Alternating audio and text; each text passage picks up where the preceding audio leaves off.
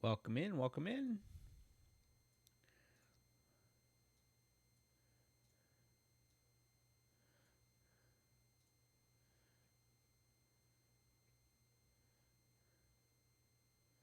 Welcome in, guys. Let's go career mode.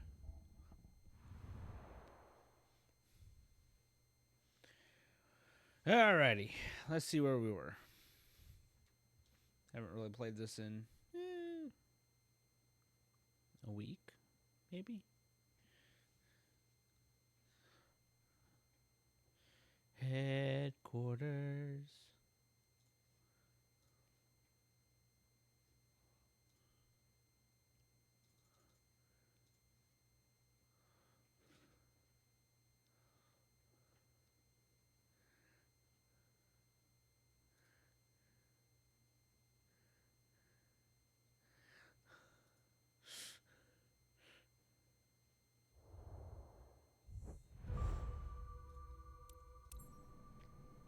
Alrighty. Let's see here. What sort of specialization do they search and rescue? Perform landings with an airplane on soft runways or bush.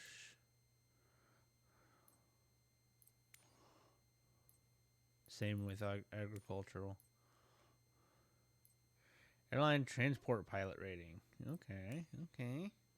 At my scoop endorsement, turboprop airline transport pilot rating and firefighting airplane missions. So I have initial attack here. So I can fly those now. That's nice.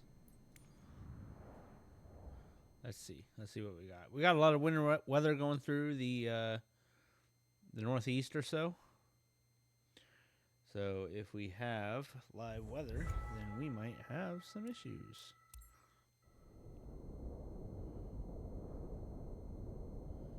I don't want to do that. Hi. Hi. Hi, Kylie. Kaisa.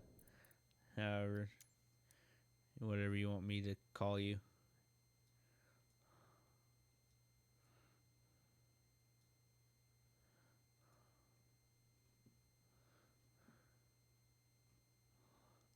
Freelancer missions. Anything?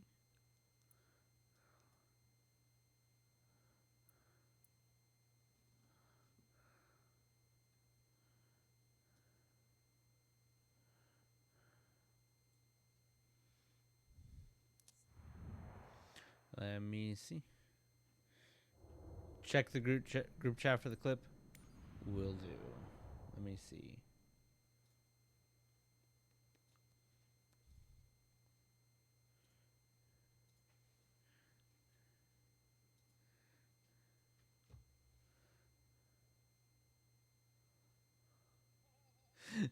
Oh my gosh. Lol.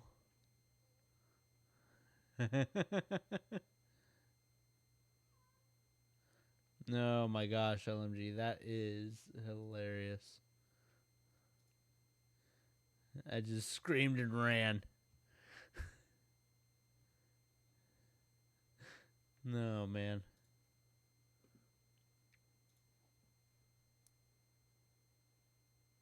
Did this go back to HQ?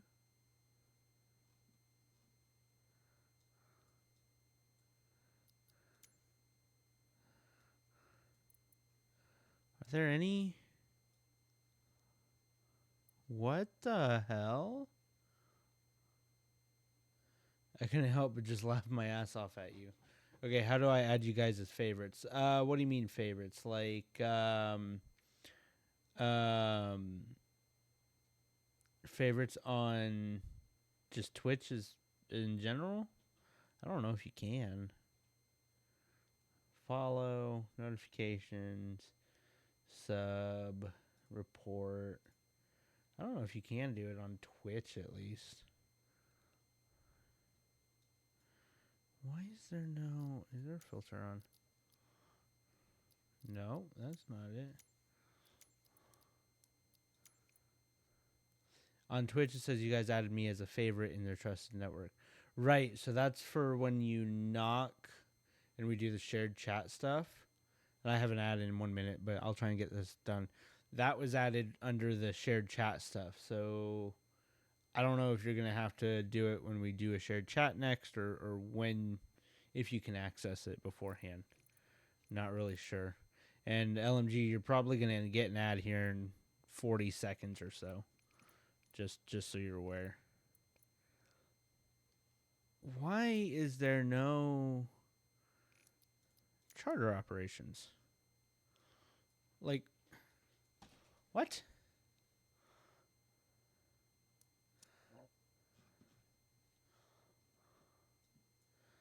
Like, anywhere. Alright, let me see. Is this broken? MSFS.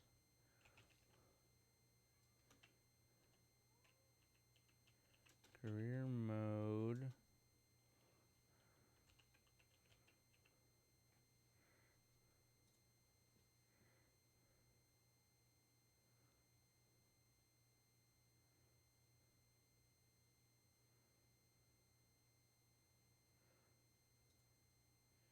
You're breathing heavy tonight. You okay, or do I need to send paramedics?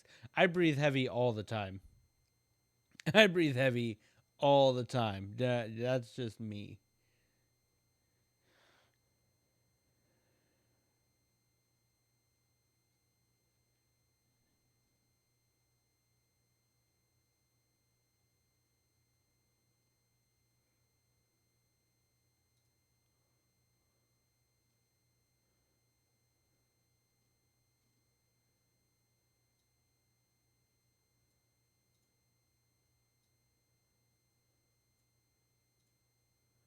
He always breathes heavy. Oh my gosh.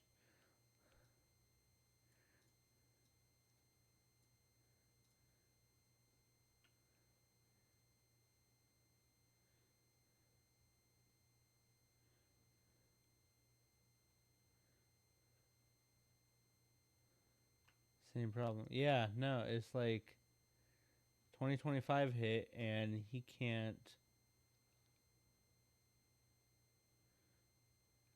Do you have this same issue if you.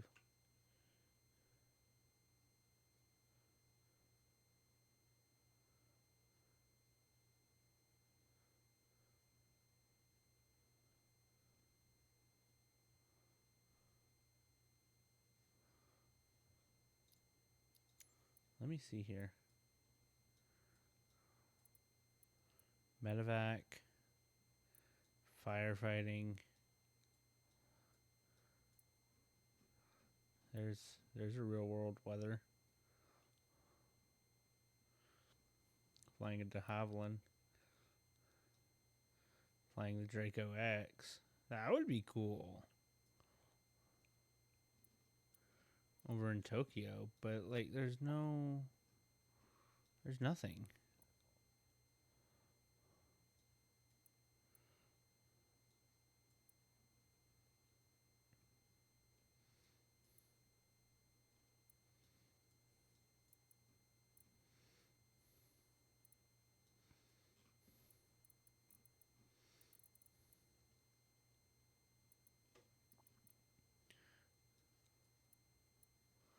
Like, do I need to just. Reminds me of the movie Return of the Living Dead. Some zombies kill some paramedics. One of them grabs the mic in the EMS van and says, "Send more paramedics." Oh my gosh. There's a cargo flying a de Havilland DHC-2. I could do that. Let's fly that. Alright. So this is light cargo. Can't really. It's just going to be initial climb straight out and then straight over VFR, I believe. Yep, it's going to be VFR. We're planning 10,000 feet on this one. Alright. Accept mission. And I'm going to have to change my settings to... I could just do multi on a single engine. Try and get this done fairly quickly. No, it's single engine. Never mind. It's a DHC-2. It wasn't a Beaver. Well, that's a Beaver? Yeah, that's a Beaver, I think. Alrighty.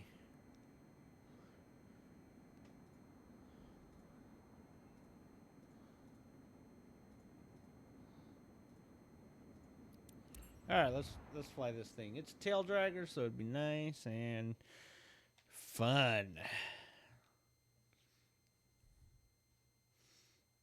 Alrighty. Get out here, pre-flight the airplane, run through all the checks real quick. Get this thing fired up and get on out of here.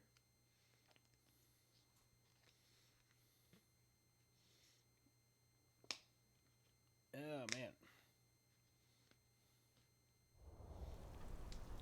Oh, great. It's VFR flight, and it's raining. That sounds great. Shocks. Pitot cover. Everything else looks good. Let's hop in. VFR in the rain? Screw it. Let's go. All right, let's run environment? No. Let's run checklists. Actually, flight performance. Calculate takeoff and landing? Seriously. Nice. Anyways. Checklist. Let's see here. Anything up top? Rudder trim and pitch trim, which is fine there. We're going to just pop this away. We're going to go... We're using the center tank, which I think has fuel in it. I don't even know. Ignition off, parking brake is set. Controls are unlocked. Flight controls are free and correct. Trims are as required. All switches are off. Master switch, we'll go ahead and flip that on. Fuel quantity. We have front, middle, rear. All of them mostly empty. Cool. Center, front, and rear. We'll use the center first. And don't forget to do a check on the wipers. There are no wipers. It's got a prop that's going to push all the rain. It's really cool. Altimeter, I'll just press comma here to set it just because I don't really feel like getting that. If night flying, don't really need to check all those. Before starting engine, prop area. Clear prop. Everything's clear out there. All switches are off. Throttle will open a 1/4 of an inch. Prop lever decrease to fully decrease. To fully decrease. That one? Just tap the fuel gauge. It's all good. Tap, tap. You know, I've had to do it before. Prop lever is set. Mixture is idle cutoff, and that is checked there. Carb heat is cold. I want to say that's that one down there, right? Cabin heat's there. Carb heat is cold. There's cold. If engine is cold, first flight of the day, master battery switch is on. Starter, rotate. Use starter to rotate propeller to make sure an excessive amount of oil is not trapped in the lower cylinders, forming a hydraulic lock, and then off. So let's hit the starter. All right. Don't want a hydraulic lock there. All right, normal engine start. Clear prop. Master is on. Fuel and oil emergency cutoff levers.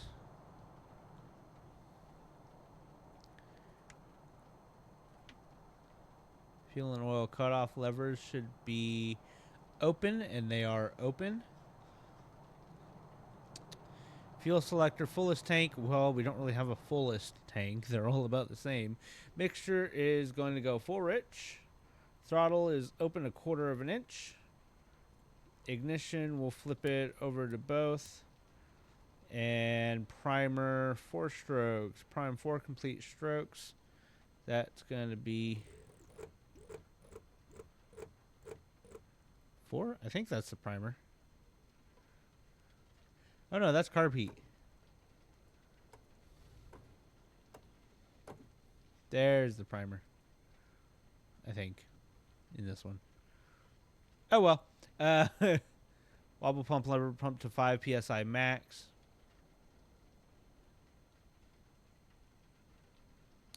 Yeah, we got fuel. Starter on.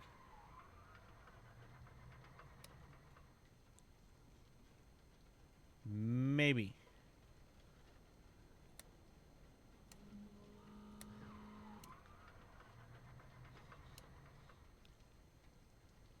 Maybe. Let's turn that up.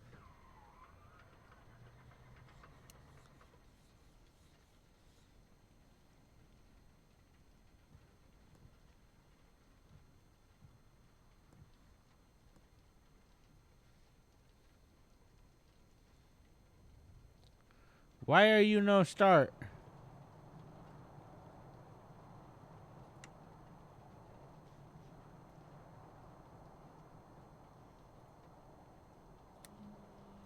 No fuel pressure. Fuel pressure.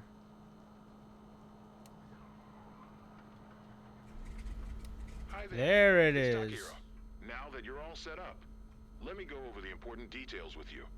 You're carrying commodities on this flight. Standard shipment for our partner based in Matsuyama, but super urgent. You must Yeah, reach alrighty, Tokushima there we go. ASAP. Skids are designed to withstand turbulence, but it's crucial that you keep a steady flight speed and adjust to changing conditions. Let's get the cargo there We'll secure throttle it up and on to time. You have all 1,000 the pertinent RPM. information in your flight packet as a LMG, I reminder. see your message. I will Smooth get sailing to it ahead. in 1 second. I'm trying to get this thing out of here. Throttle is 1,000. Oil temp minimum of that. Prop decrease RPM. That is set.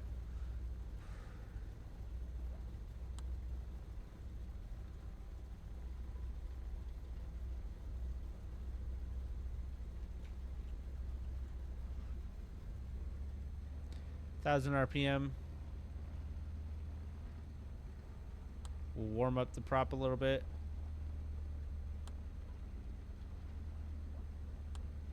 All right, prop's warmed. We'll go ahead and decrease our fuel a little bit.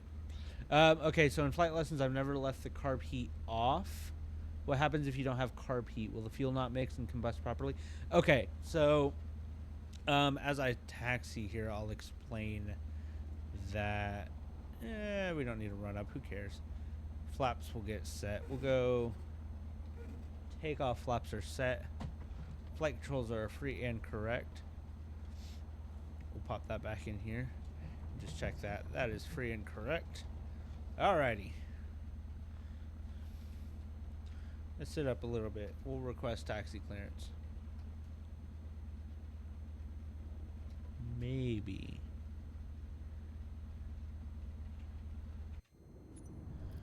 Is that not my setting? So carb heat. It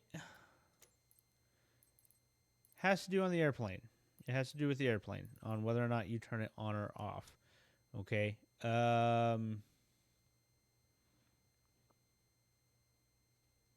Quick reply. Yeah, that. Why?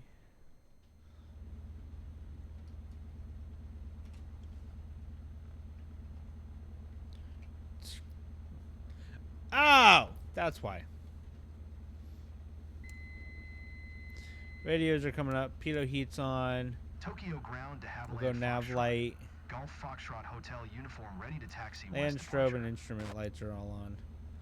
Okay. Haviland Foxtrot. Anyways. Golf Foxtrot Hotel uniform taxi to and hold short of runway. 172 29er via turbo? taxiway. Really? Contact tower on 1 tree. 7 when ready. Okay, so carb heat, Taxi to and hold what it short does runway. is it warms 29er up the via carburetor. taxiway to Haviland Foxtrot That, Hotel that's very, very basic. But your carburetor, if you know anything about engines, okay.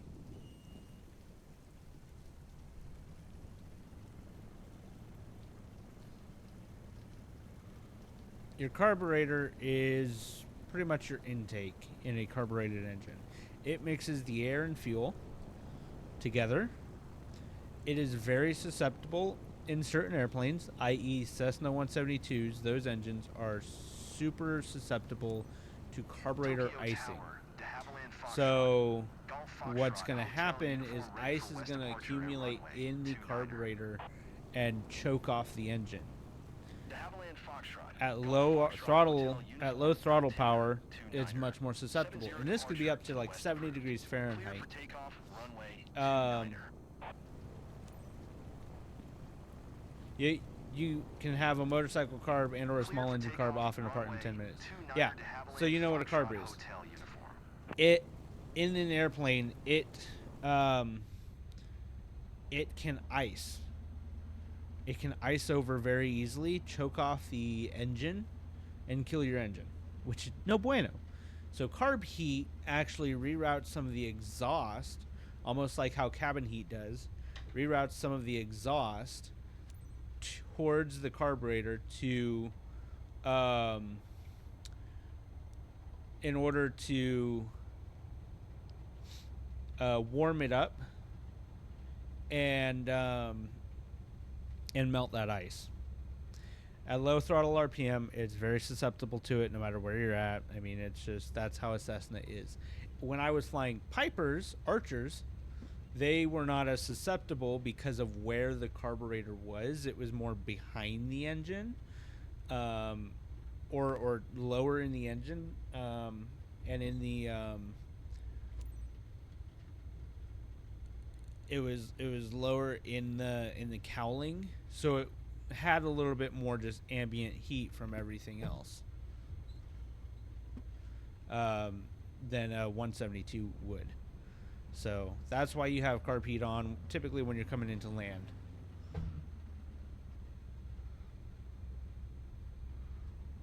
Spin me.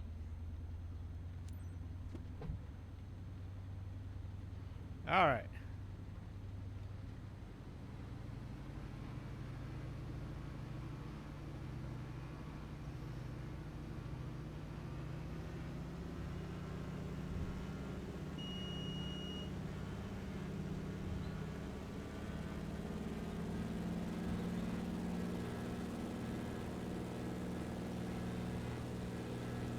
Whee!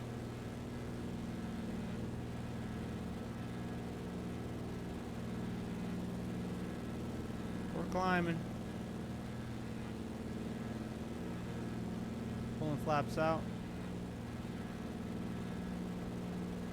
De Havilland Foxtrot Hotel Uniform continue for west departure.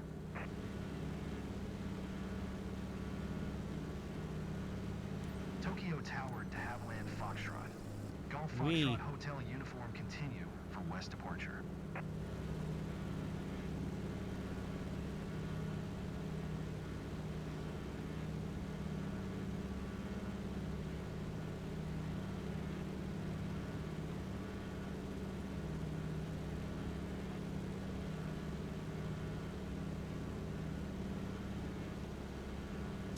Pull this up.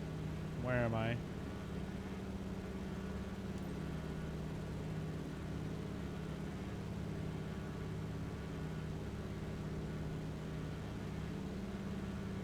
No, no, no, no. Climb, climb, climb, please.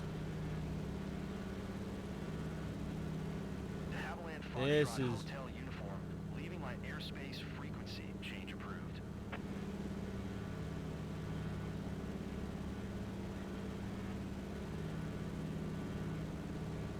Tokyo Tower De Havilland Foxtrot. Golf Foxtrot Hotel Uniform frequency change. I can't see anything.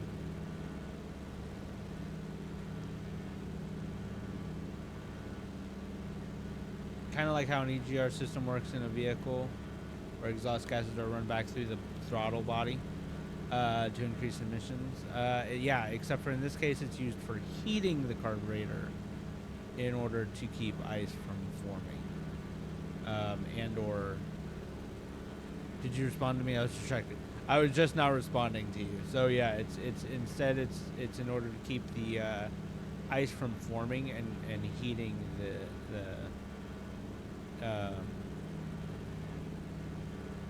heating the carburetor.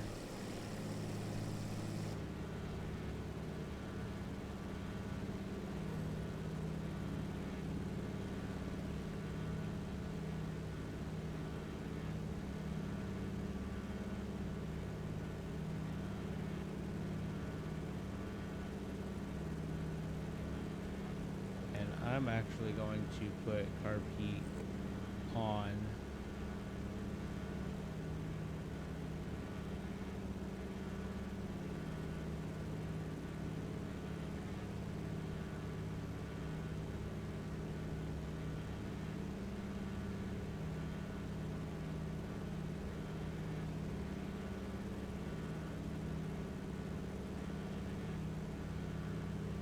All right, let's see here.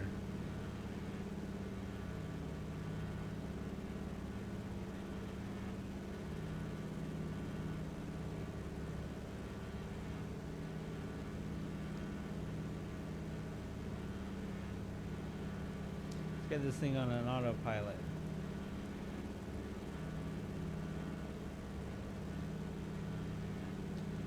Heading.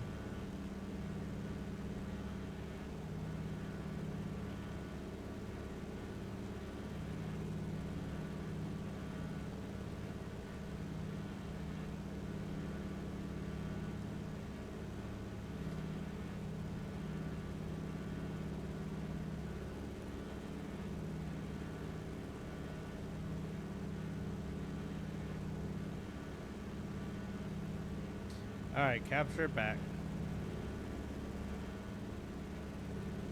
This is no bueno. I'm icing. Oh, I'm icing bad.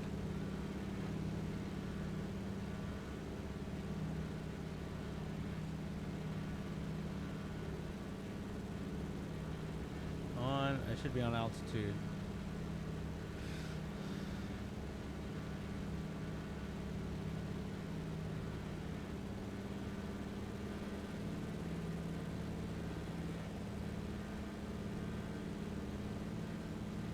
In the 172, the throttle lever would vibrate and over time drop RPM, so we had to pay attention to that when we would do touch and goes. Yeah, so one little thing is I assume you have the vernier throttle, which is like in and out, right? Or you know, your typical push throttle. Most of them have a throttle friction adjuster, which is in this thing it's this. So this makes sure that it stays put. At the base of the throttle, it has the friction, the throttle friction, so that you can twist it. You can twist the base of the throttle. Ask a CFI if you're flying with one. Just twist the base of the throttle to tighten it or to loosen it, just to get, you know, to where it's not going to come out as easily. But you can also push it as needed here and there. So.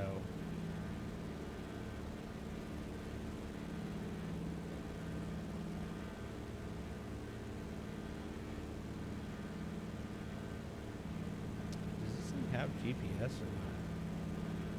Almost like a throttle plate lock. It's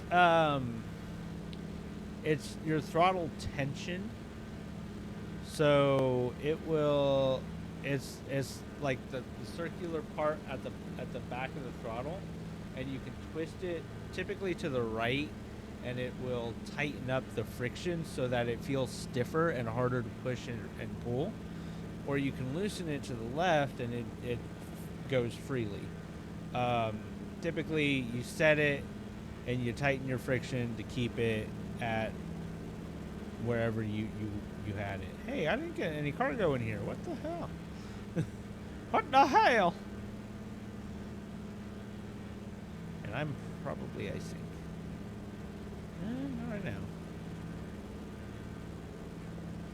Although that might be icing. Yeah, maybe.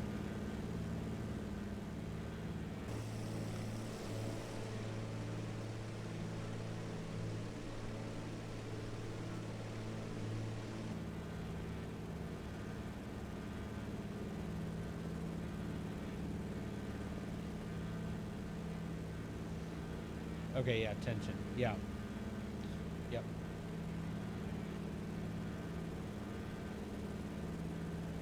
Alright, let me get this fuel flow back. That's temperature.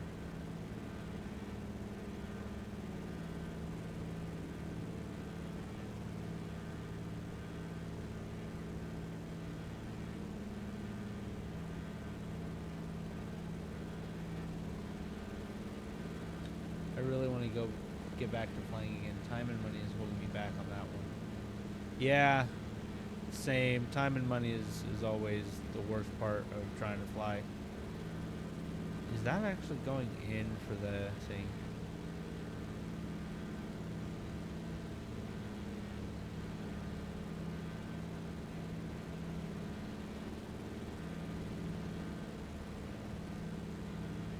Nav is armed.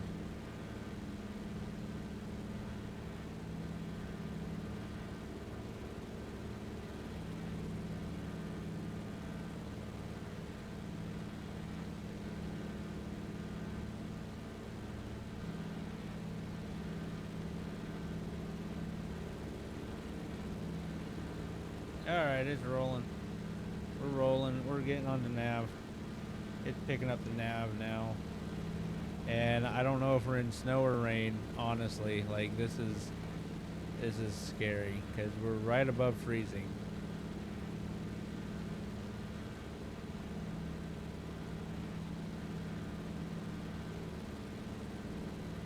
All right.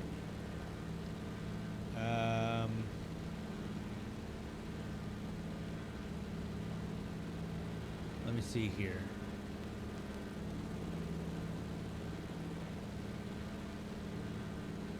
Go down to 2,500.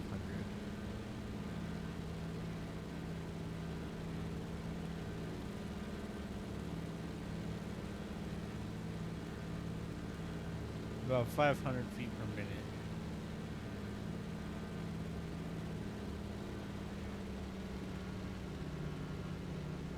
I'd say that's 2,000 RPM. You have to stay at a certain deck or critical altitude, or can you drop down to increase temp to a safer threshold? I can drop down. Heartbeat's on. I can drop down, that's fine. It's just, I was flying a bit higher to hopefully get a better tailwind or something, but it's, you know, indifferent at this point. So I'm dropping down to 2,500 just to hopefully get out of the clouds too and increase temperature. And I'm about to run out of fuel in that tank too. So let me go to the rear tank.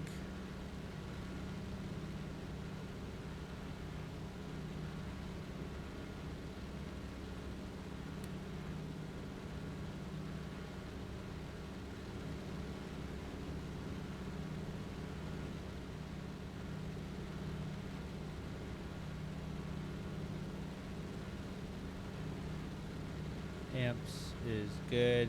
Volts is 28.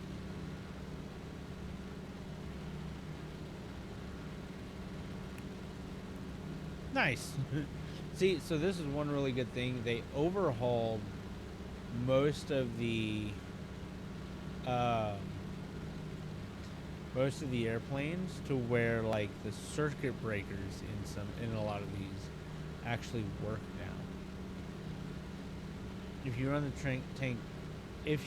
tank dry, do you need to prime the pressure to the other tank feed?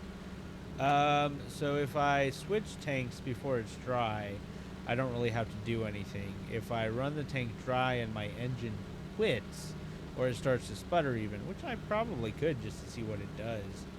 Yeah, that looks like rain and not icing, hopefully. Yeah, we're looking good. If I run the tank dry, I'll have to swap tanks and possibly do an in-air restart at 3,200 feet. It's not great, but you know, screw it. Let's do center tank. Let's just run it dry.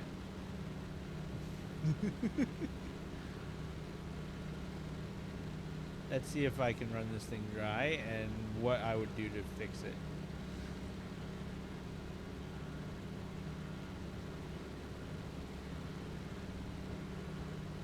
So the first thing you'll see is this is our fuel pressure gauge right down here.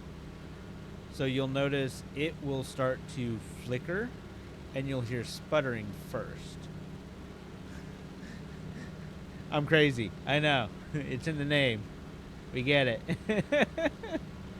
Oh, fuel warning. There's a fuel warning horn. So even if it warns, Just pull that out, and it won't tell you. It'll tell you fuel pressure right here.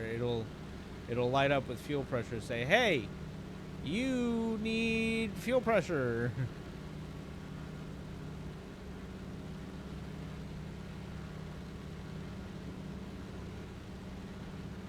All right, we're coming down to 2,500 now. We're still at 2,000. Mixture is still good. Have it about 50% what it should be, or what it is.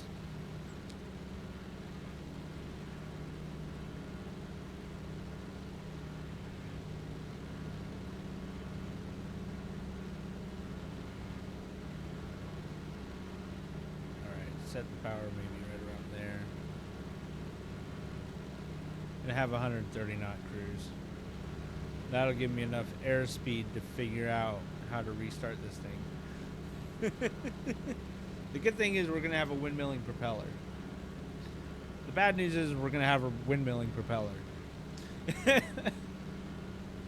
So windmilling propeller is like sticking a freaking propeller-sized plate into the wind and telling you to fly with it. One thing you learn very quickly in multi-engine training is if you have an engine failure, feather that engine and feather the failed engine as quickly as possible, or you're just adding drag and burning fuel and not going to be able to climb, and it's just going to suffer so bad.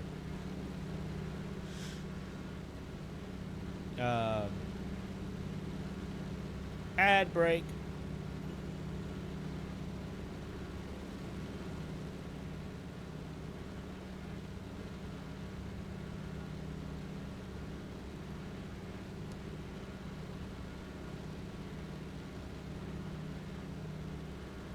Cabin heat's on, so hopefully if this is all frosted over, then it will defrost it, maybe. I really hope I'm not near mountains. I don't know where I am. I'm somewhere over in, like, Japan. I'm going a long distance.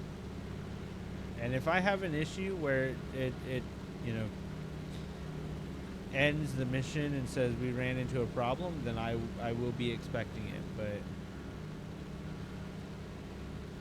fuel enrichment needs to increase with altitude, yeah, other than takeoff on full ridge. No. And you're back. All right. So fuel,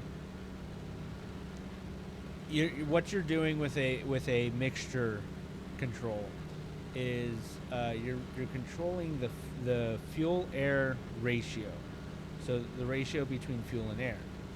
As you have more air, you need more fuel. As you have less air, you need less fuel to really get that correct ratio. So with that being said, the lower you are, the more air you have. The higher you are, the less air you have. So you need less fuel, mixture at least, at higher altitudes, and you need more fuel at lower altitudes. So when you when you climb up, you're typically in the climb, you might be bumping your mixture back just every couple thousand feet, just so that you're not running, extremely rich for no reason while you're climbing, while you're at full power typically climbing. And then as you're descending, you're slowly putting that fuel back in so that when you get lower, we're on empty on this tank. Nice. So that as you get lower, you're not going to, run too low of fuel mixture. Yep. So in a car, that's all done automatically. That's all done with, mass airflow sensor typically, and your mixtures run, or you tune it, and you're always on the ground. You're always at mostly the same altitude unless you climb a mountain. And in any newer car, it's all done automatically. There's our airspeed all over the place. Damn. In a plane, it's unless you have like a FADEC system or anything like that, then the fuel flow is not controlled automatically. You know, especially in carbureted or even fuel injected, they're not controlled automatically unless you have a FADEC or a fully automated digital something controlling. You know, it's pretty much an automatic system controlling the mixture and the prop and everything else. And all you have is like a power lever. It's not even a throttle at that point because it's not. Most of it's not a direct connection. It's just a power lever.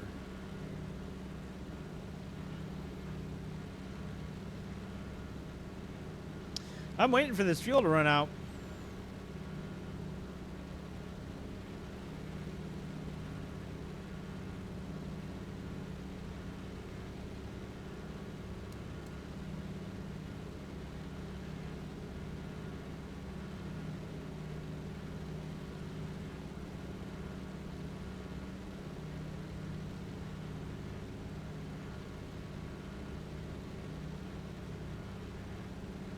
It's a metering device, basically. Yeah, so, you know, in most newer cars, you have your ECU controls how much fuel to put into the engine based off of like the airflow or the air pressure, right? Whether it's a MAF or a MAP sensor, it determines how much fuel to put in. This one is just you're manually controlling it. That's it. You control how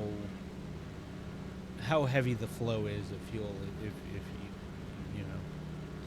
if you increase it, or how low the fuel is, all the way to where if you pull it all the way back, like if I was to pull the mixture knob all the way back right now, it would shut off.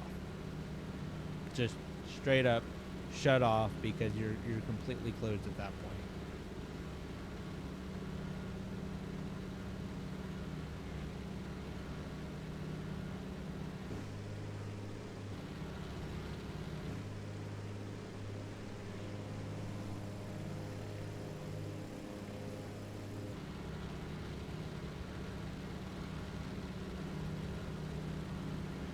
God damn, I'm not going anywhere in this thing. I'm already almost a third of the way down, out of fuel. And I'm surprised this thing's not dead yet.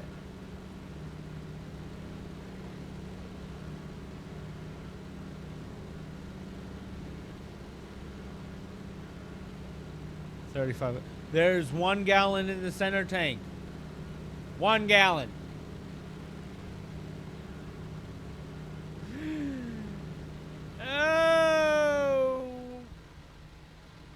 There it is. And it restarted. There is no longer 1 gallon in the center tank. There is no longer 1 gallon in the center tank. Stick flying, that's back when you didn't have tablet style checklists. Yeah, nowadays, you know, you get an iPad mini especially, and you get something like ForeFlight, and it's what's called an EFB, electronic flight bag. You're able to do all your performance numbers, all your charts, all your you could put checklists in there, all of that. It's great to use, especially once you get to instrument flying. If you're just doing a private, you don't need it. Not really. You know, if you're just doing VFR private pilot flying, yeah, a clipboard strapped to your thigh. They still sell them everywhere. Yeah. In fact, so many people were used to that they sold them to hold iPads so that you could sit there and use them. I eventually upgraded to something that would hold an iPad like this, but you know, I started out with it on my thigh, just strapped down, because I was going through for commercial and instrument and everything. So yeah, I went ahead and invested in the iPad very early on because I knew I was going to need it.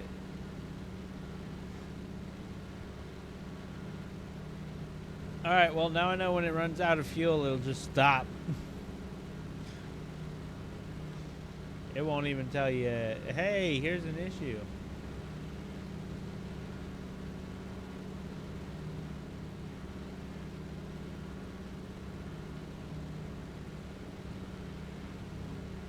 Man, I don't even know where the hell I am. I'm just in the middle of soup.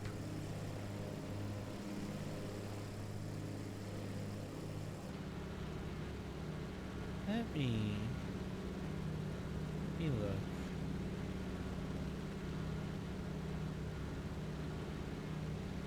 Let me turn weather off. I'm in the middle of the ocean. If I die, I die.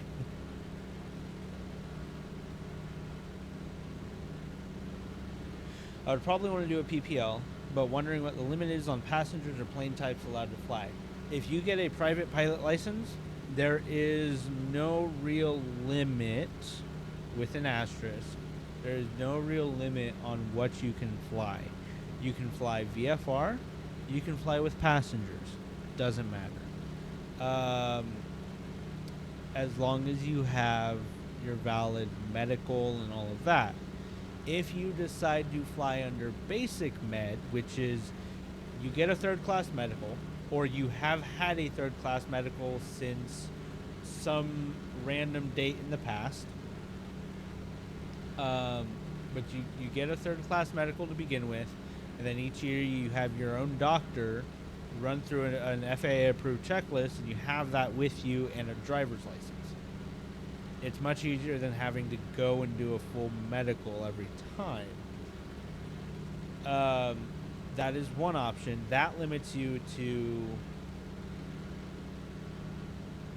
12,500 pounds. I think now it's 12,000 or 12,500 pounds, and the plane cannot be certificated for more than 7 passengers. I'd have to brush up on that specifically. If you get a private, doesn't matter. If the only thing that matters is if you fly IFR, you have to have an instrument rating. If you fly a turbojet, you have to have the type rating for it. So a jet, pretty much, you have to have a type rating. You can fly a turboprop with the appropriate endorsements, but anything that is a jet or is over 12,500 pounds max certificated weight or whatever, you have to have a full type rating, which is another check ride. If you are just flying a Cessna or a Seneca or whatever, piston plane that's under 12,500, you can fly it as long as you have your multi for a multi-engine plane, or you're flying a single engine. Typically, you can fly any single engine piston as long as you have your right, like, high performance endorsement for over 200 horsepower, high altitude if it can go above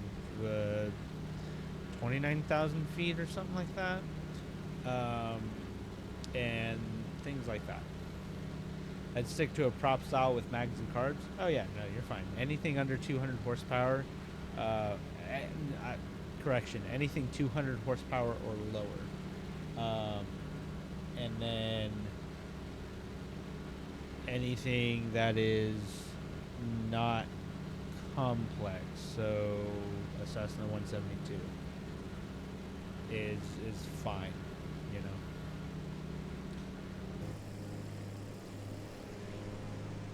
So yeah, there's no real limitations on a private in terms of how many passengers you can fly and any limit, you know, um, plane types allowed. It's just really what you're trained in, what you're signed off for, what your um, what your insurance allows you to do. That's the big thing. But yeah.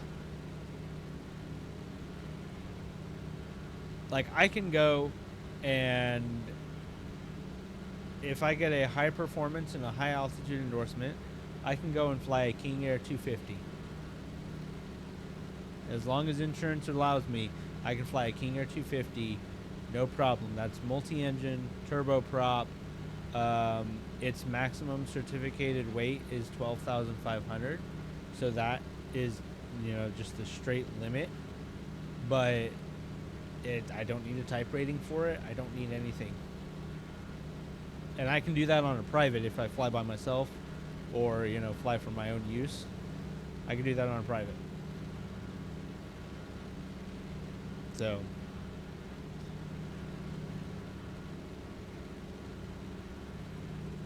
but yeah, if you just want to take your family up on VFR weekends or whatever, and just do it that way, private is all you need.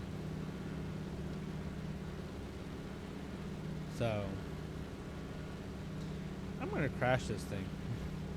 It's gonna, yeah. I'd like to fly something like a Piper PA-38 Tomahawk, low cantilever wing.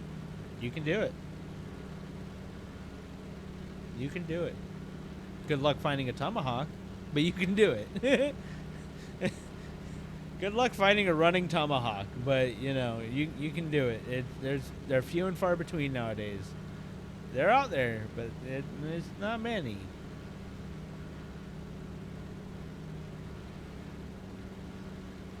I want to say the Tomahawk is so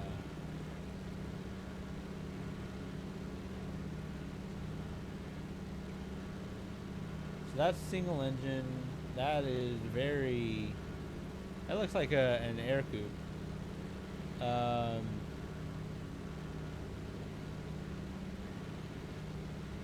Lycoming 235. Seriously.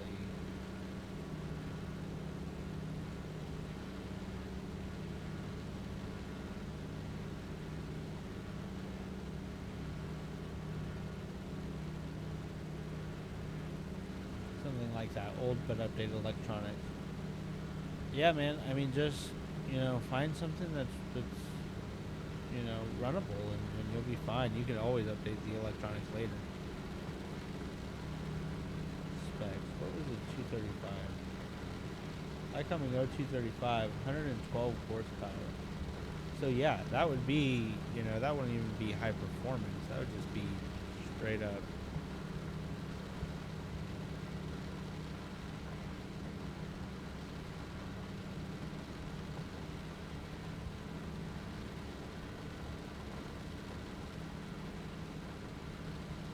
Slowing down. I mean, I'm looking at some here for like 25, or sorry, 57,000. I mean, that's got not the oldest like avionics, but a few newer ones.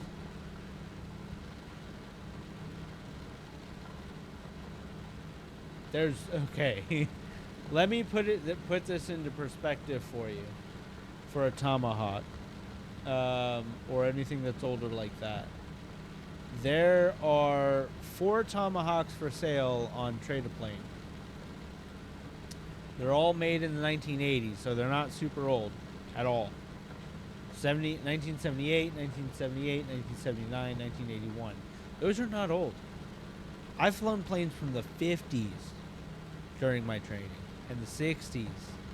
But there's 4 of them for sale across the whole world on Trade-A-Plane. They did not take off very well. They did not, you know, do very well. One thing I might do is join the local EAA in town, My dues cover plane maintenance on the chapter-owned plane, which I think is a Cessna 182, for after getting a PPL. So a 182, you would need to get a high-performance endorsement, which is just fly with an instructor in it and show that you can do things a little bit faster than, you know, a 172, and that things happen a little bit faster than a 172. That's it, you know.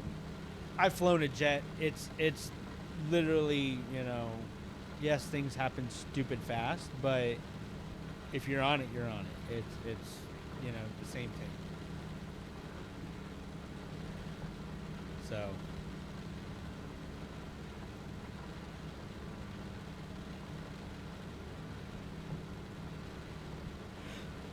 but yeah, like an EAA chapter or a renting it's okay if you're starting out. It's not the greatest. Going into like a partnership would be okay for, you know, if you're gonna spend the money anyways.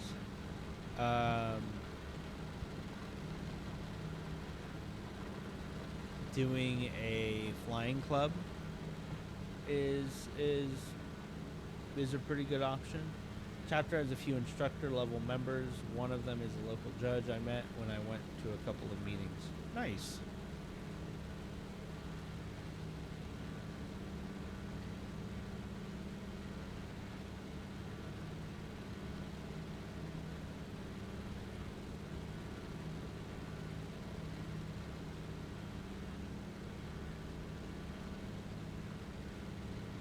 Let's see here if I have any near me.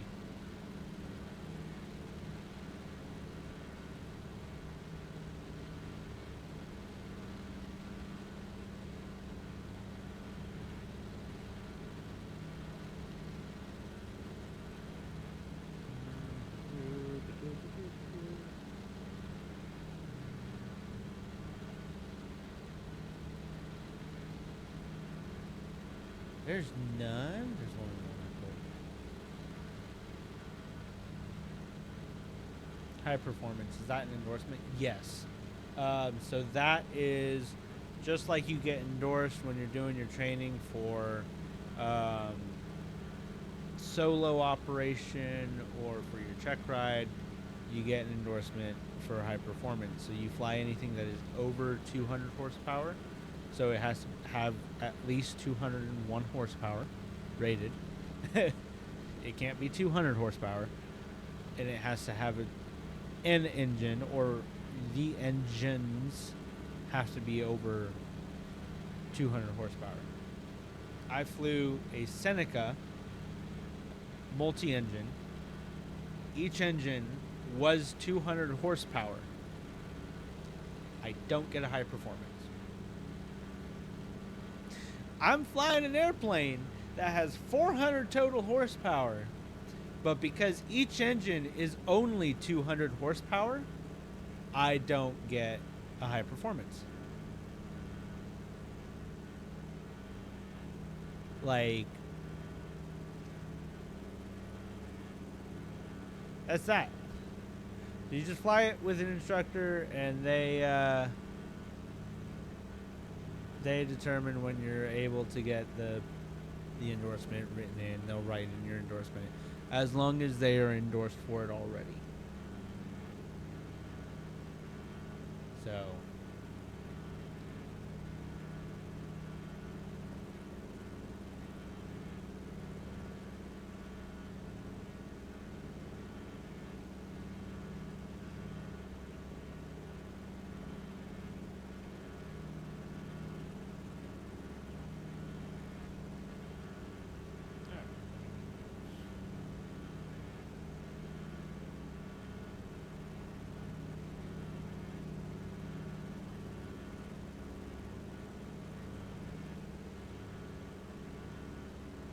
I am not gonna have the fuel to do this.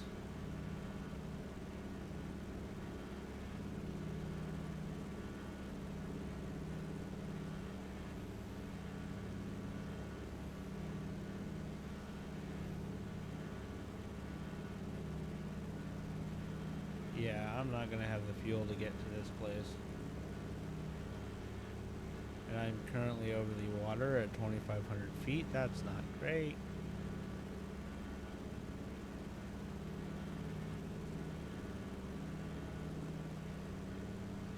I'm gonna end this mission. It was fun doing this, but god damn, they don't give you enough fuel.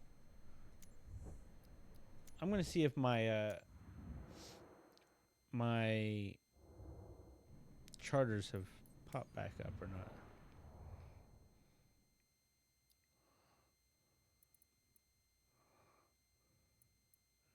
Windy? Oh god. No thank you. Seriously? Why is this thing broken? This game is so broken. I swear to God.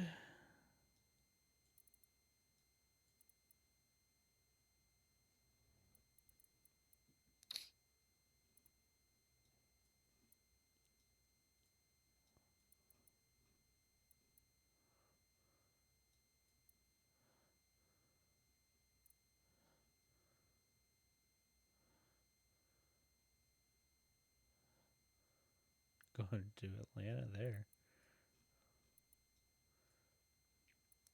You know what?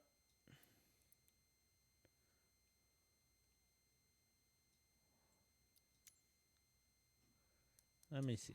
Let me see. Why is this? Crazy charters. Why? Insurance went down there. All companies.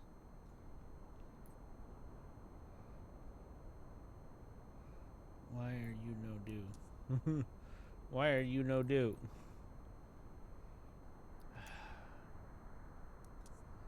Let me see. Create companies, maybe? Or do you have a cargo transport? Do aerial advertising, skydive, flying? Nah.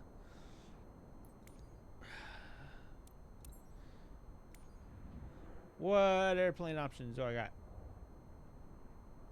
I don't think it's good.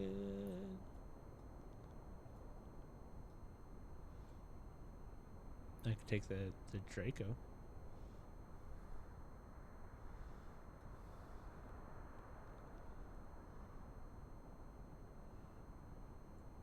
Get the Beluga at some point.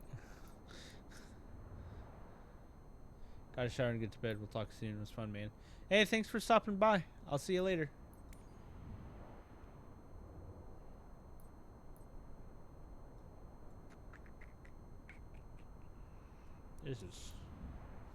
This thing's broken.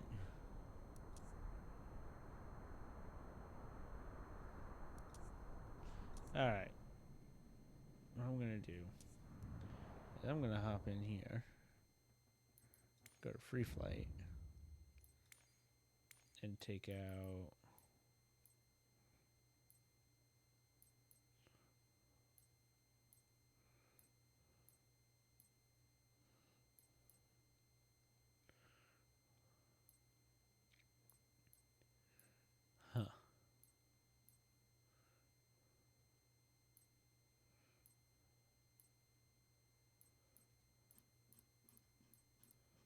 let me see.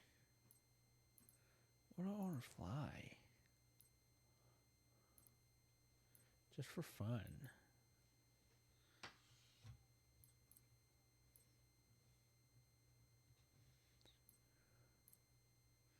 Fly the Beluga. An A330 743L.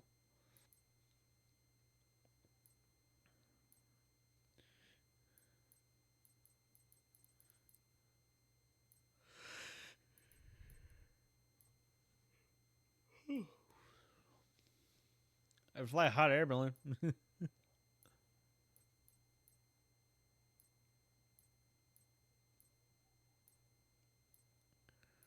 Alrighty, let's see.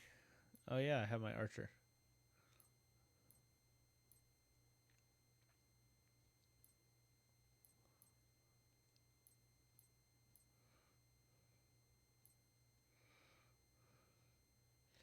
DHC-6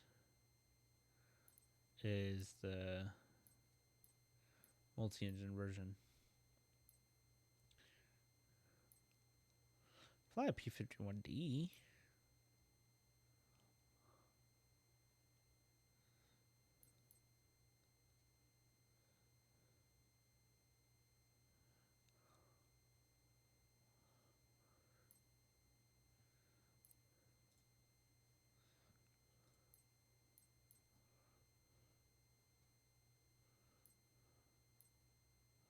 Fly the King Air.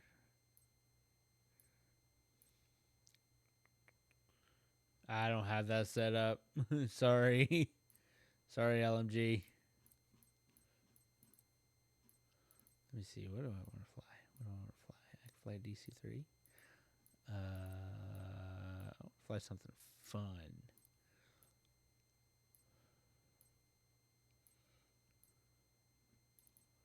Just to fly something fun.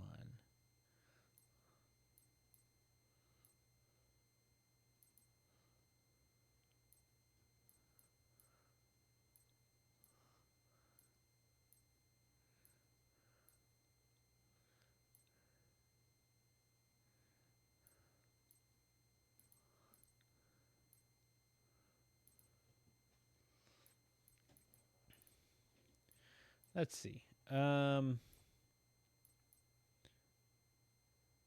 gotta watch you fly the Curtis Jenny sometime. Where was that one? That one was way back here, I think.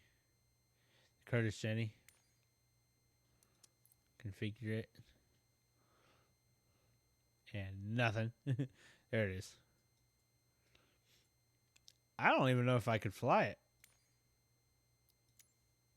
I'm gonna top this thing off, but I don't even know if I can. If I can.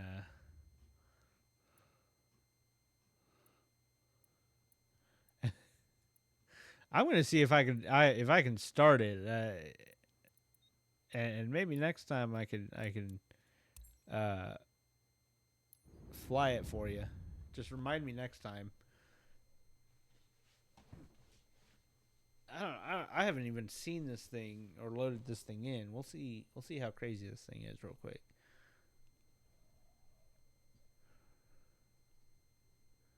Come on, GTA style loading screen. Let's go.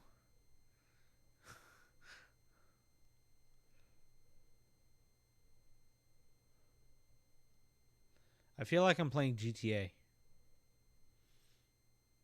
Like just straight up.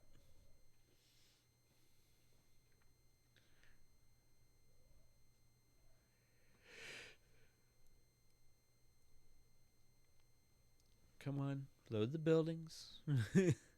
Load the buildings that aren't even there anymore. Load the buildings. Oh, man.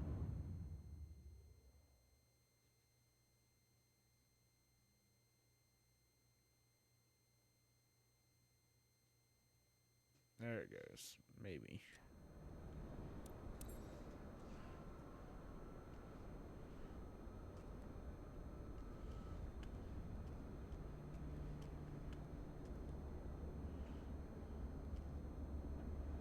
Ah. Oh, why'd you just walk through my plane?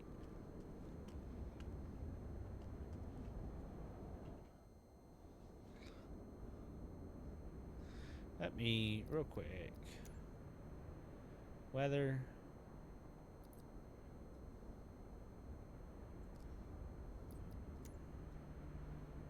Live weather. Oh, God, it's going to be whipping.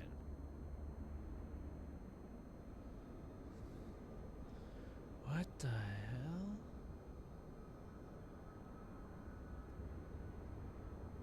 Yeah, there's the clouds and the wind.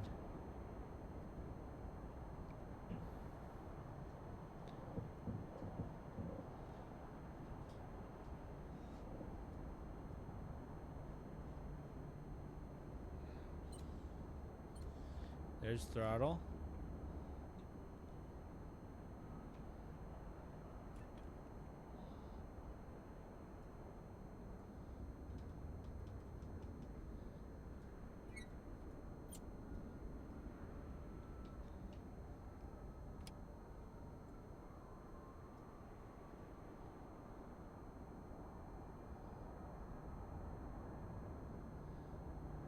God, what does anything in here do?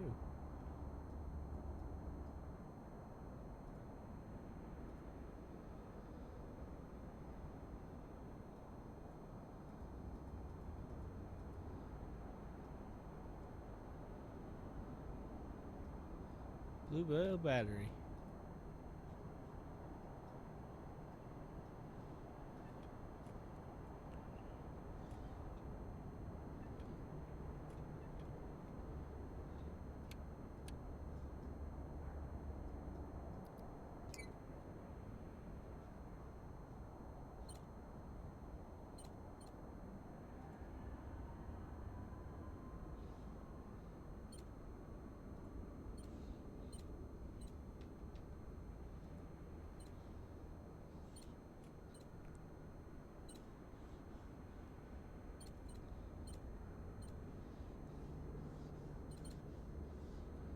Maybe.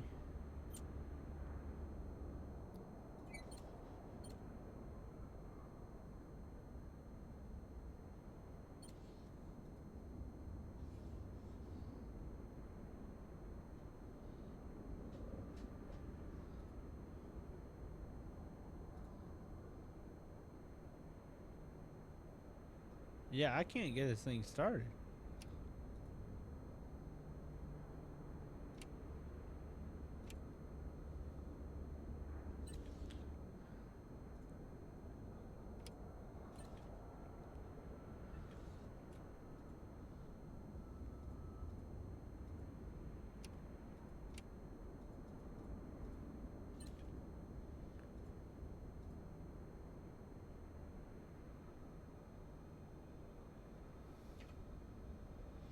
Yeah, I don't know.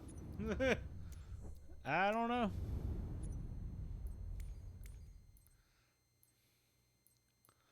All right. Let me just rip me out here a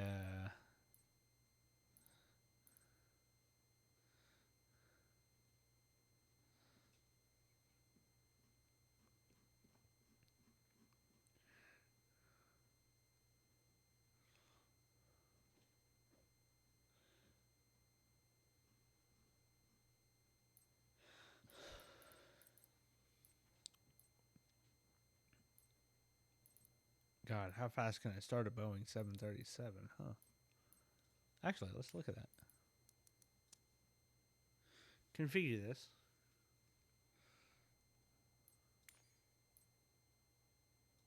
Boeing business jet. All right.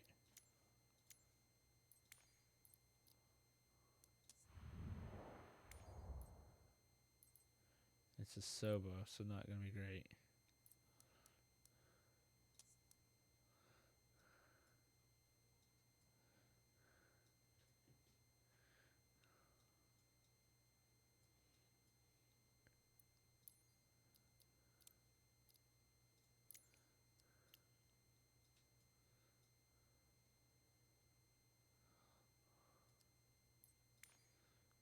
Flight conditions. We'll have live weather.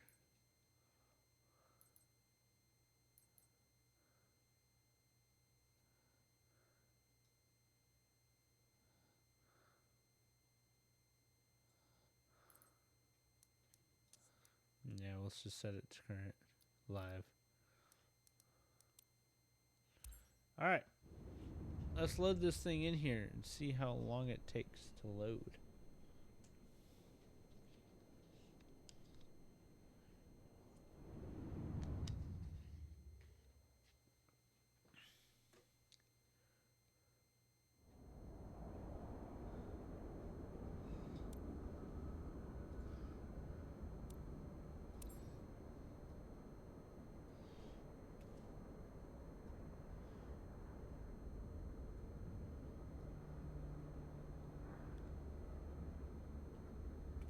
Hey, there's a Praetor over there. What the hell?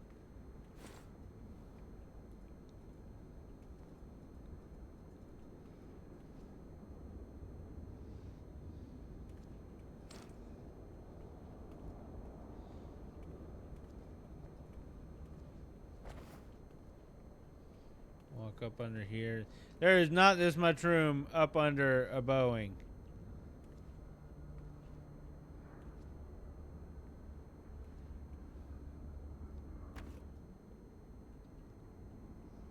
Oh, God.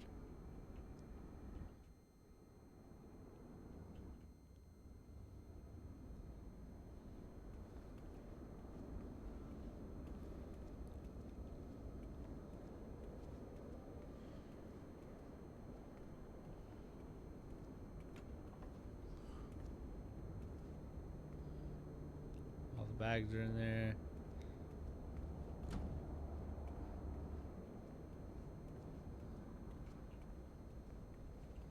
Chocks are pulled all over it.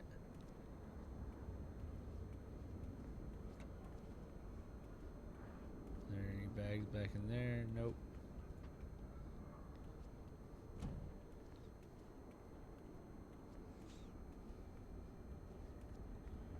Alright.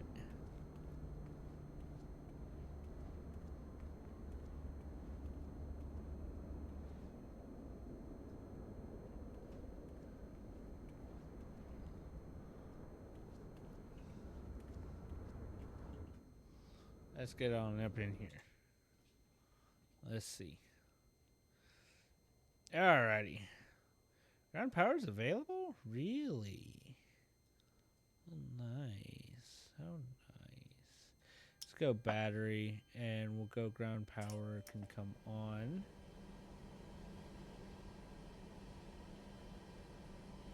Emergency exit lights armed, and we will go... Where are the lights? Where are the lights? Where are the lights? Ah, there we go.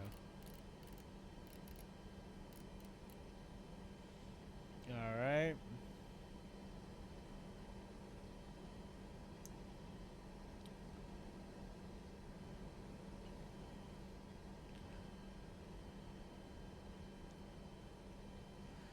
IRS is onto nav. Test. Jam assist, all of that's off.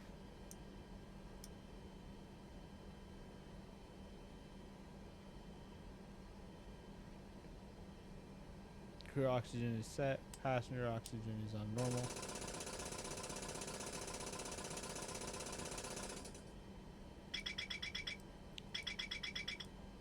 Flight recorder is on normal. Engine EECs are on. Everything's set up top there. Let's go from the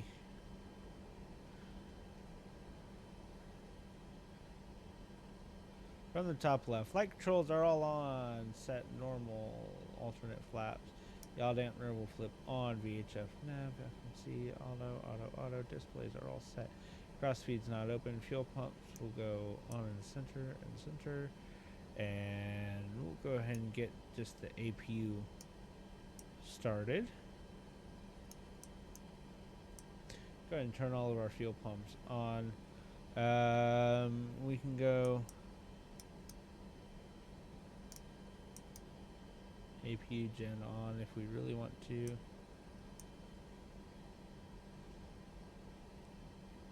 Low oil pressure, that's set there. And we'll go ahead and just go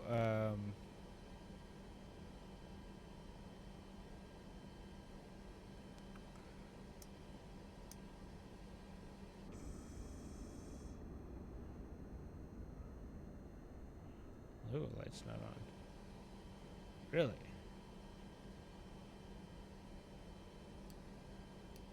Alright, that's good.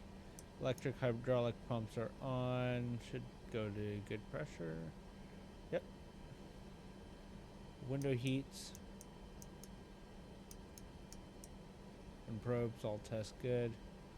Power test. Looks good. Trim air is on. That's all fine there. Voice recorder is on auto. Battery is 26 amps. We are on APU power, I think. Nope. Not yet. 393 at 29 volts. That's fine.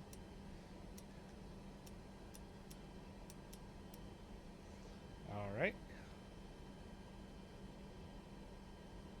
Battery bus. Standby battery. Or standby power aux back.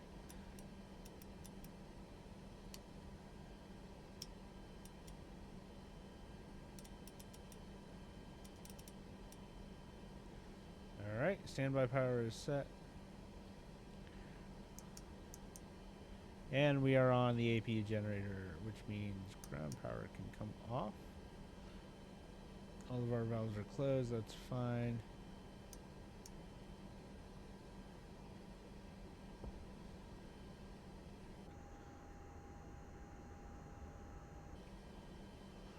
Alrighty, let's go to holy crap.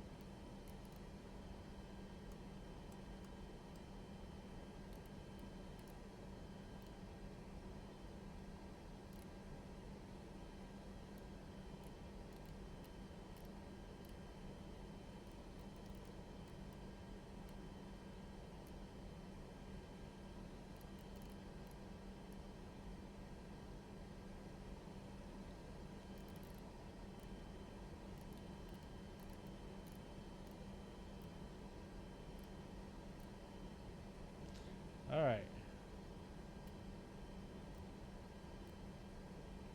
That's all set. Let's say we're taking this.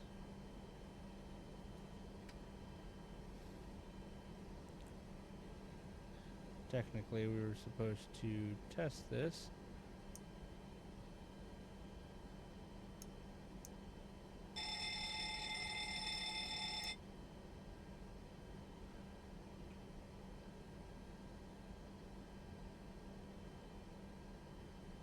Alright.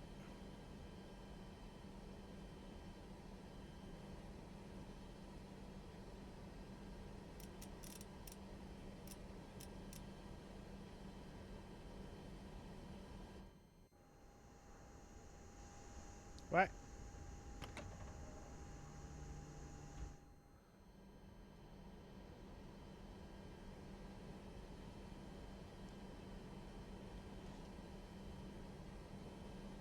Alright.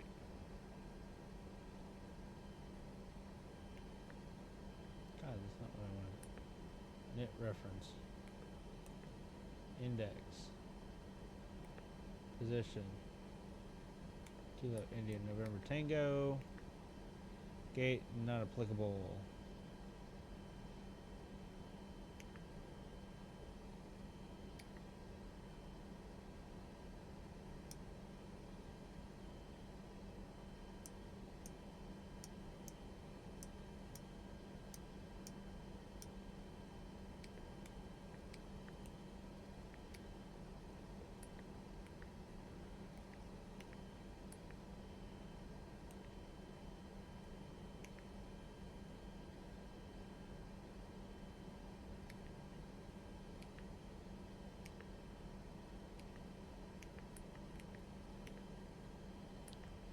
We're repositioning down to Charlotte.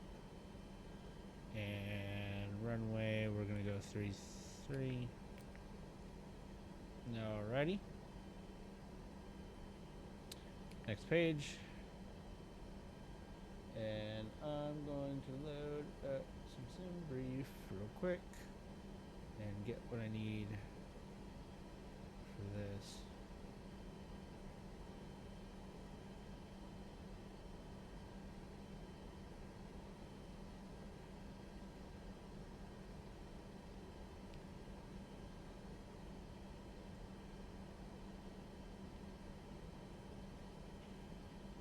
I'm not going to need more fuel, honestly.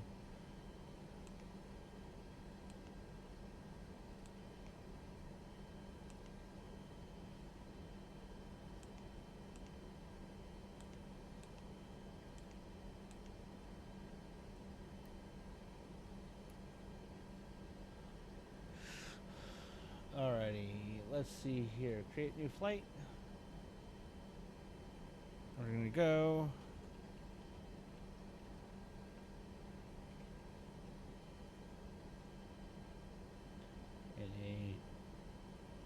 Boeing 737.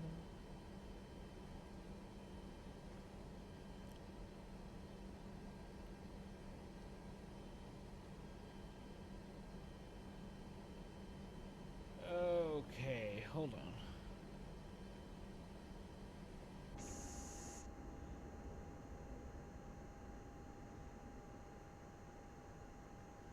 737 MAX 8.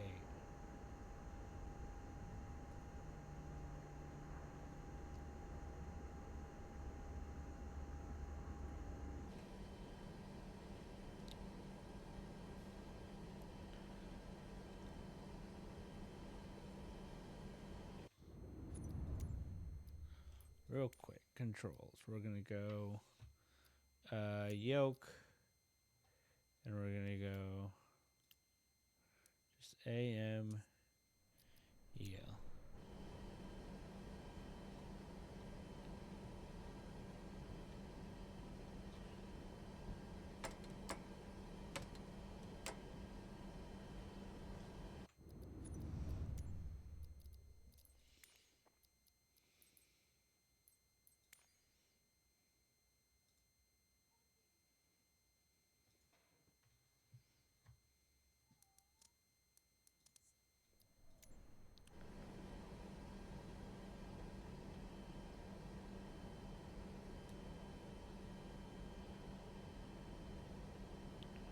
Huh.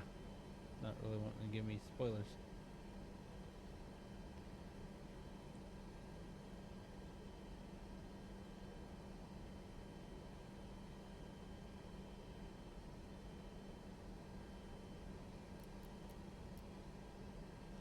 Alrighty.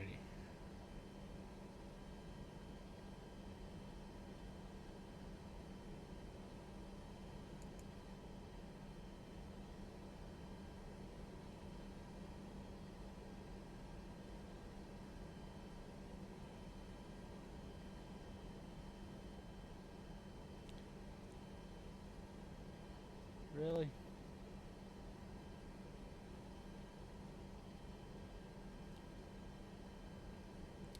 All right, let me just look at this.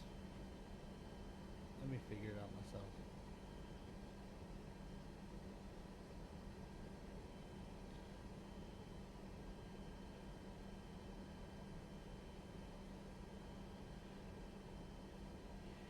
Routes, we're gonna go Chesley 6, Jet 6,000, flight level 260. We're gonna go 15,000.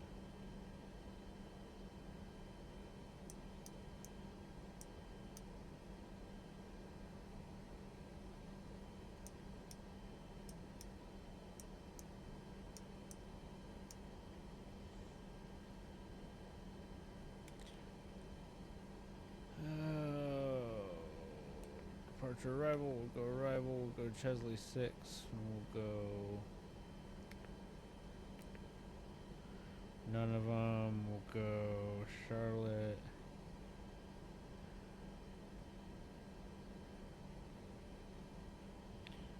Charlotte's gonna be 3-6.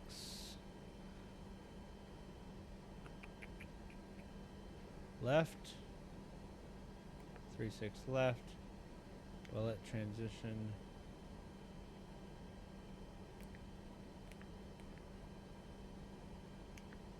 And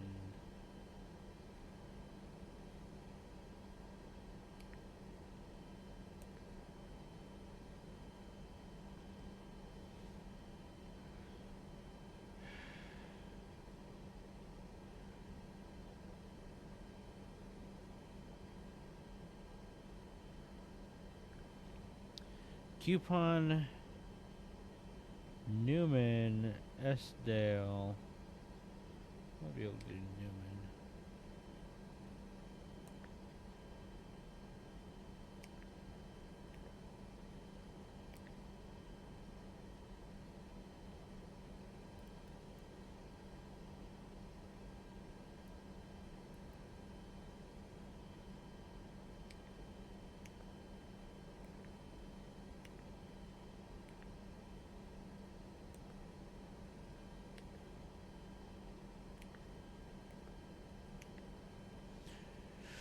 Alrighty.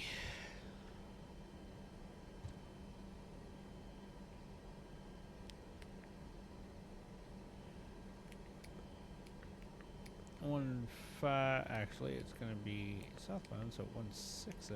Sorry, westbound 160.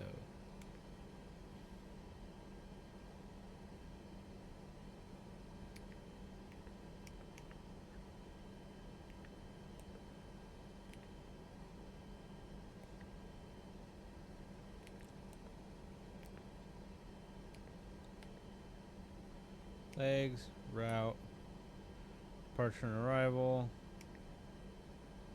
Nothing there. Settings. Real settings. Yep, there we go. Fuel indicator, analog. Analog.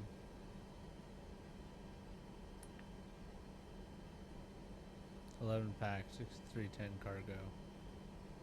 Actually, you know, like more like 100 pounds of cargo. 600 pounds cargo. Okay. We have plenty of fuel for it, so. Performance. Fuel, 0 fuel weight. Reserves. Cost index of 9, I guess, or actually 90, we'll call it that. Cruise wind.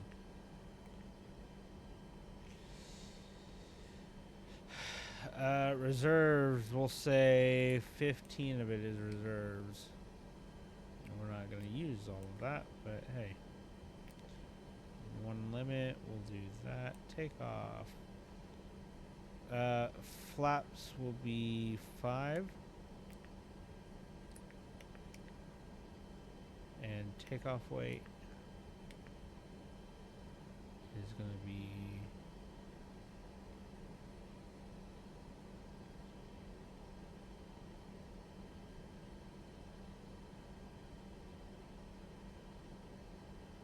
uh 130.8, I think. What's our gross weight? 125.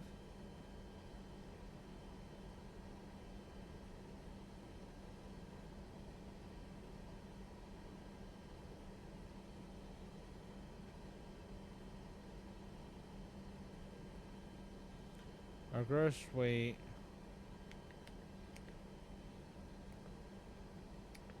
to take off weight is 125, which is fine.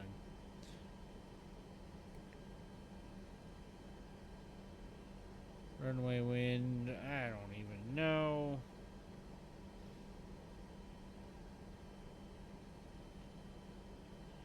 $340 at 8.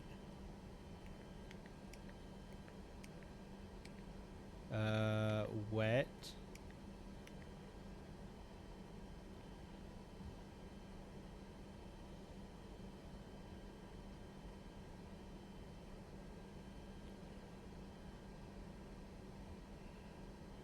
Three has a slope of 1.02.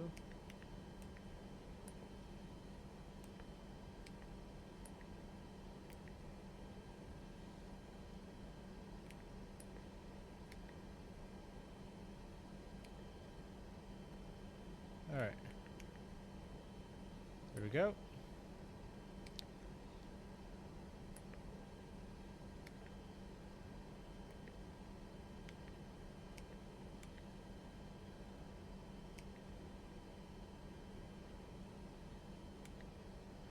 All right, I think we're ready.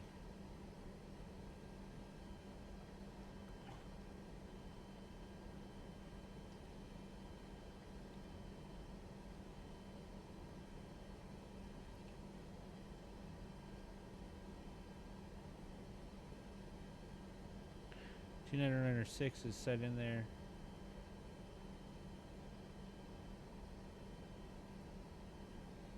All right.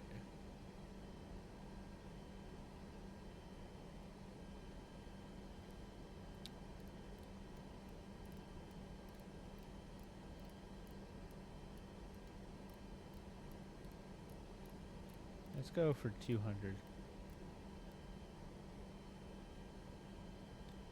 And we'll go heading of runway heading 330 and up just straight up to our 16,000.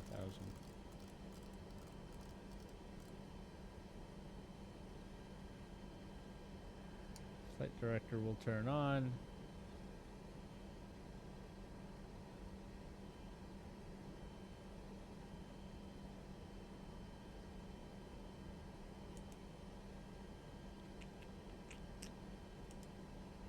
heading select.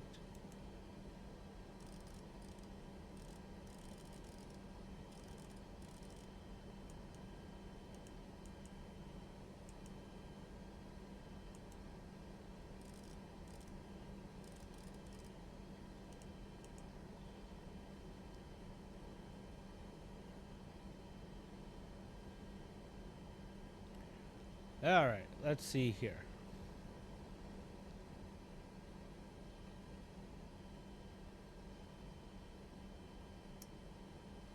Dome's coming off. And let's run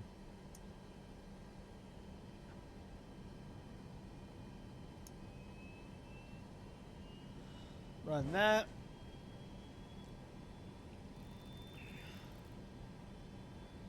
Up to 16,000. Auto landing altitude is whatever Charlotte is.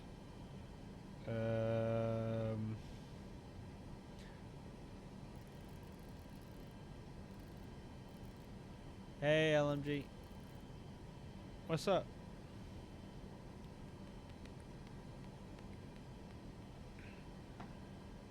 Ads.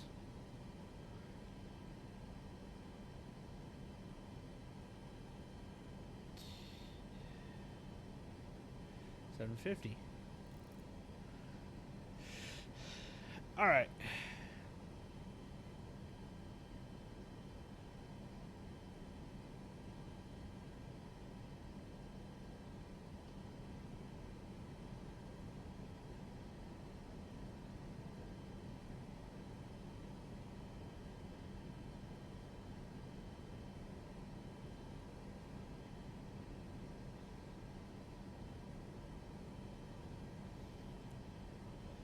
Can I get a...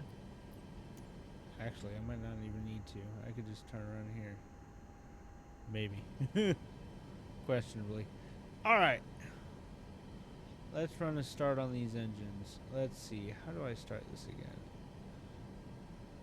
again? It's been a minute. Alright. Let's go. Ignition is on both. We'll go ground.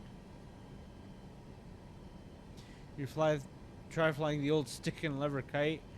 No, it wouldn't start for me. Yeah, it wouldn't start for me. We're looking for 25% into 20. We'll go up to idle.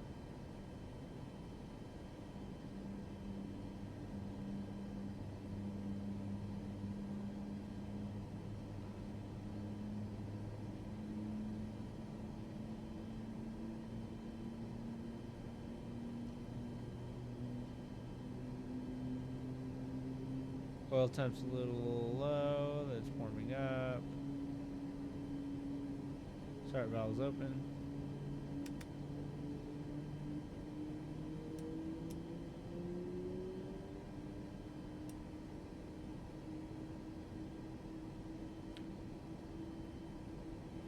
All right.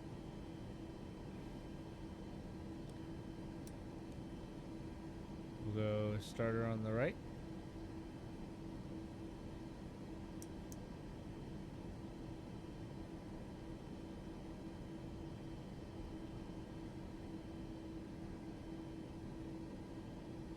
Packs are all off, which is fine. And we're looking for 24, 25. There's fuel flow.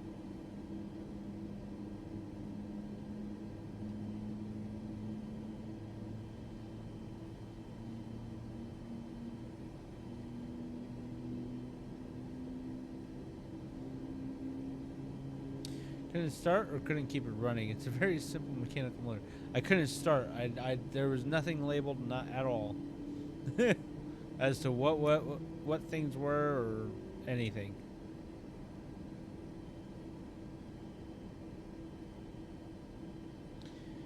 All right, continuous. We're gonna go gen APU off, leads on, APU off.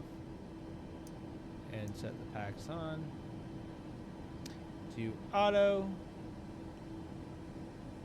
We definitely need engine anti-ice on, and no, I don't need that. And I need window heats on all the way across. All fuel pumps are on, everything's on.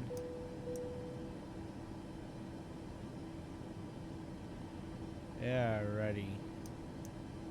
Runway turn off and taxi lights on.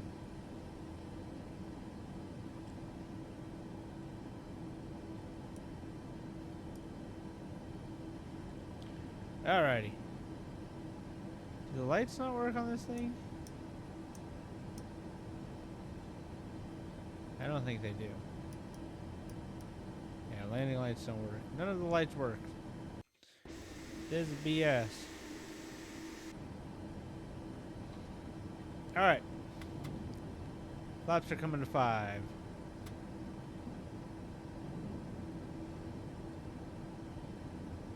There, down to 5. We're gonna go full left, full right,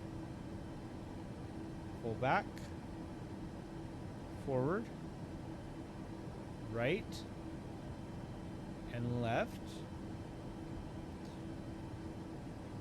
Throttles work. Bump it into reverse. Reversers work. Alright. Let's get on out of here.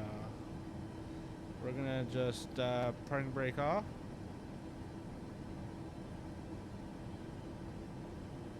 We're just gonna hit the left one just to turn around.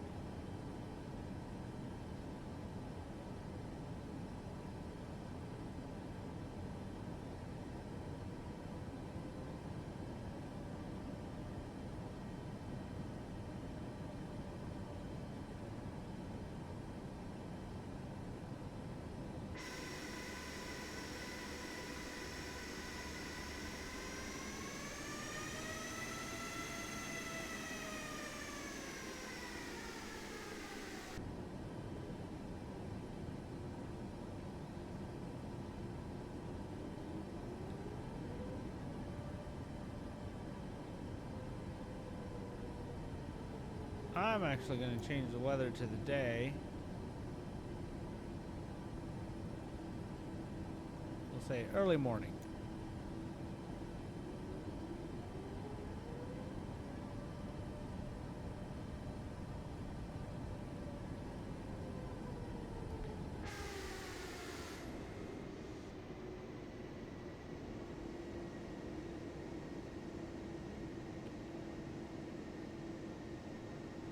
Alright, what we're going to do is we're going to back taxi down the runway just because this can be a little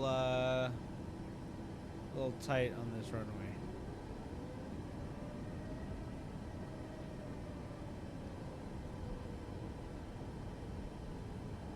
I had a combat flight trainer called Lock On. It was fun. If I was too low, it would continuously say, pull up, pull up, pull up. Sometimes I'd hit the wrong hotkey and it would jettison the main fuel tank. I'd crash from running out of fuel. Ooh. That's a bad wrong button.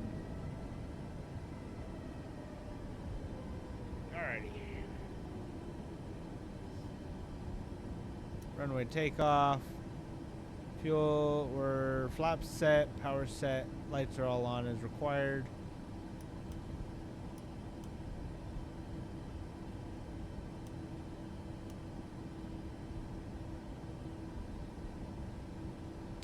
We're in continuous.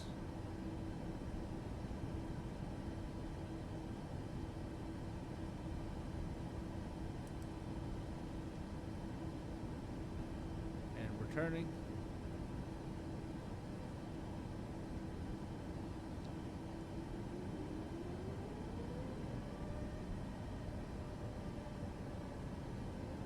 And we're going down the runway. We're going down the runway.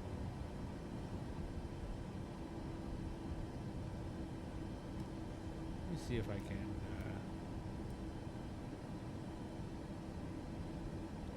pull this thing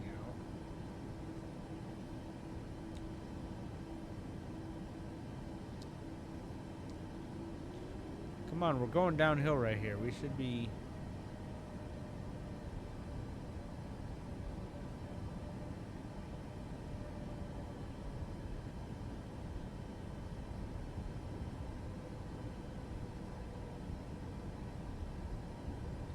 Alrighty.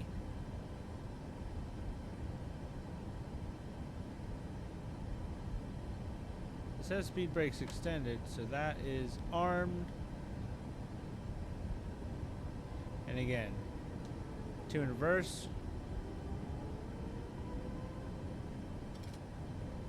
2 unlocked. 2 stowed.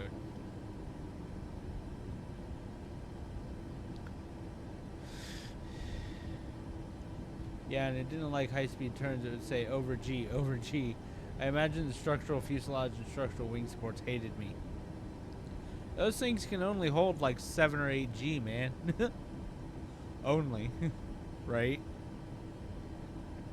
I have a, there's an F-18 in this that I fly a lot. I will snap stall it low to the ground and just be like, well, there goes the plane. What's wrong with the takeoff config? Also simulated blacking out. This one will too. Is it trim? Is the trim not set for takeoff? I don't think the trim was set for takeoff.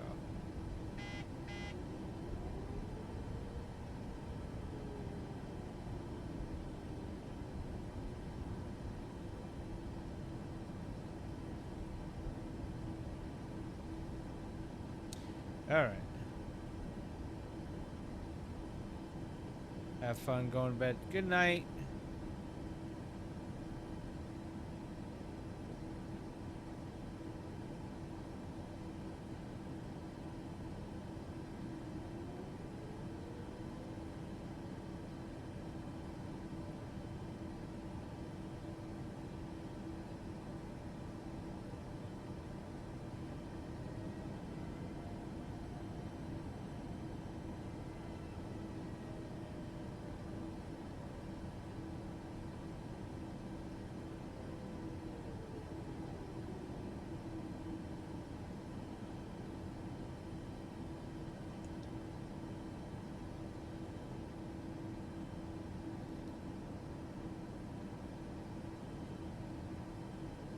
What is up?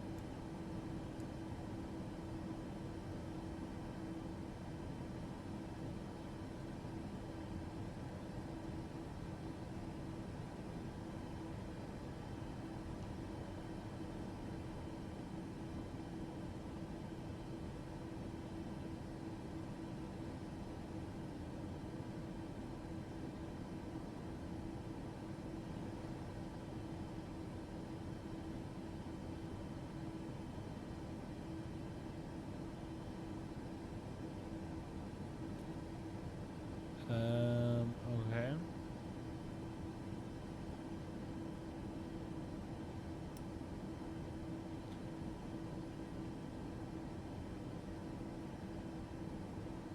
Where is my takeoff config button?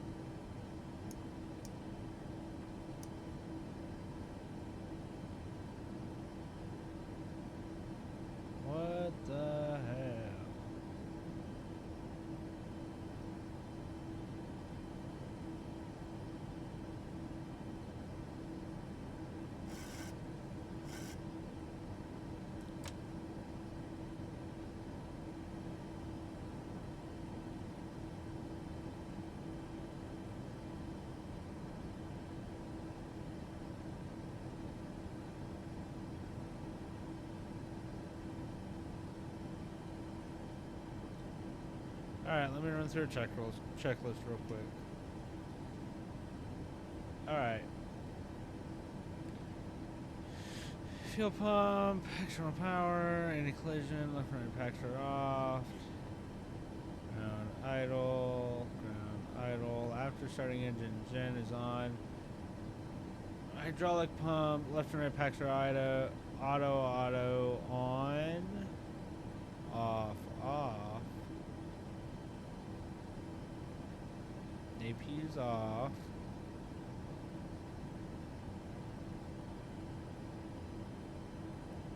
Flaps are set and taxi lights are auto position and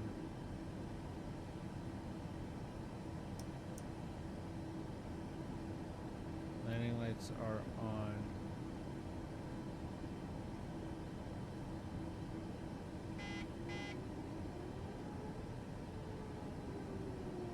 What the hell?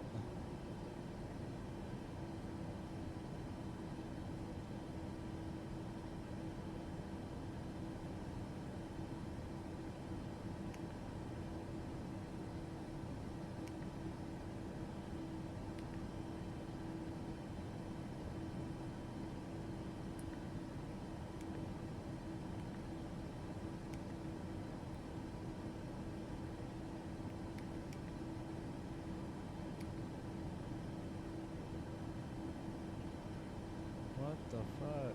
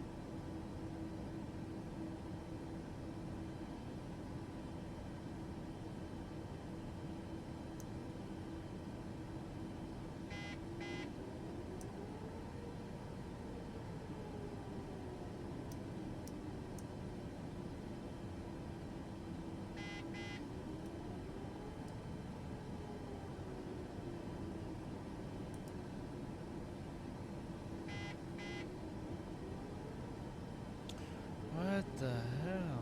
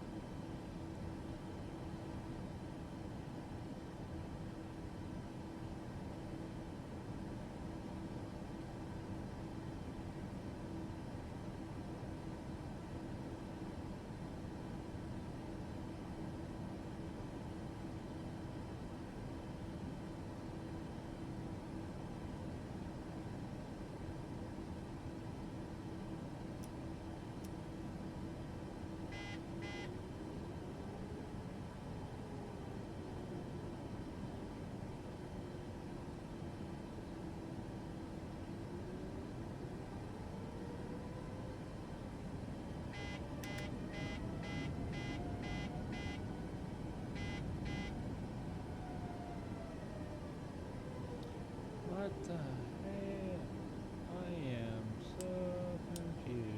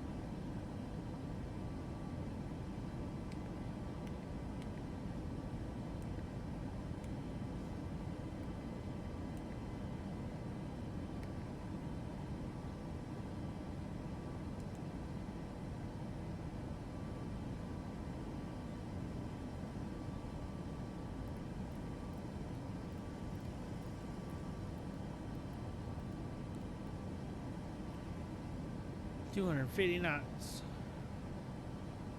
Ka-chow.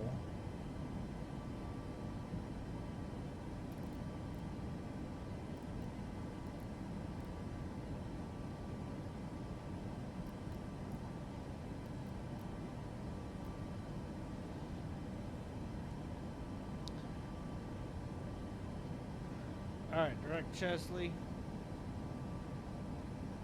Let's see here.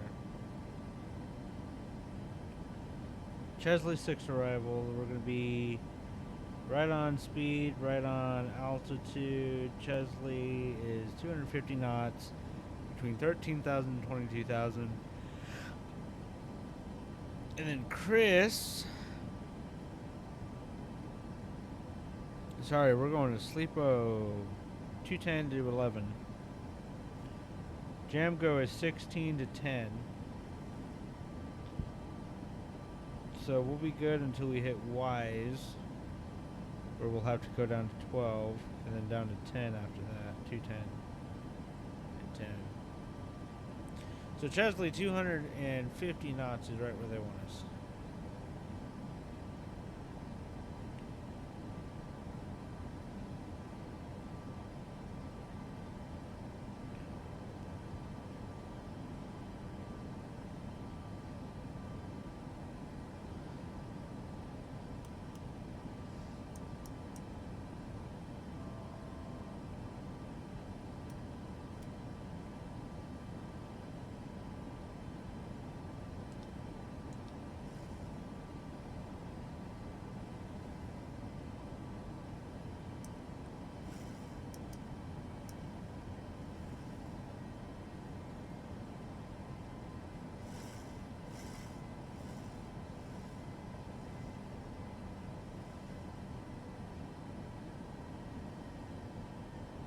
And then when we go to do the approach for 36 left, we have 9,000 foot available. We're going to be inbound on Wellet.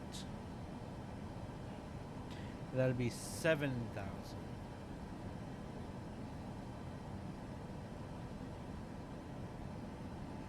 Just want to make sure. 10,000 at Jamgo. Or sorry, 12 at Wise.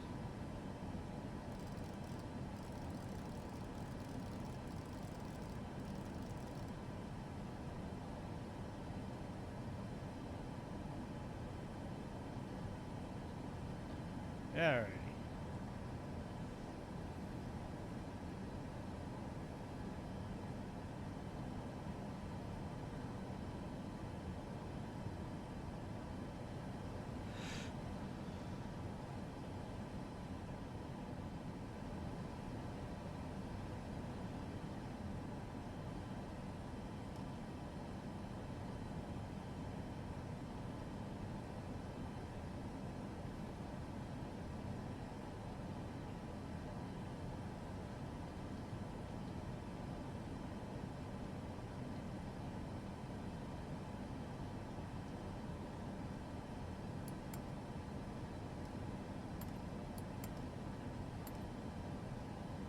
I'm good without that.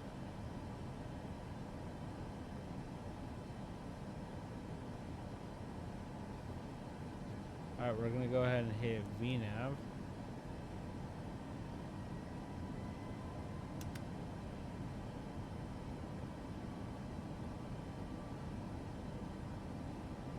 Why is it 300 knots?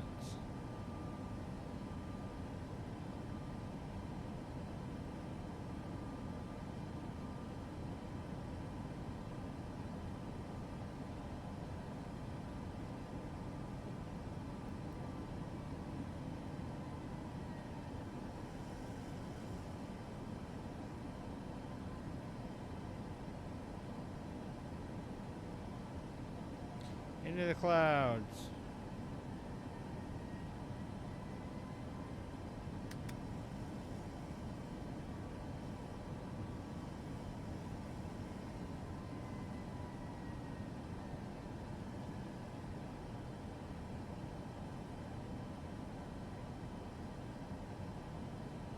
Alrighty.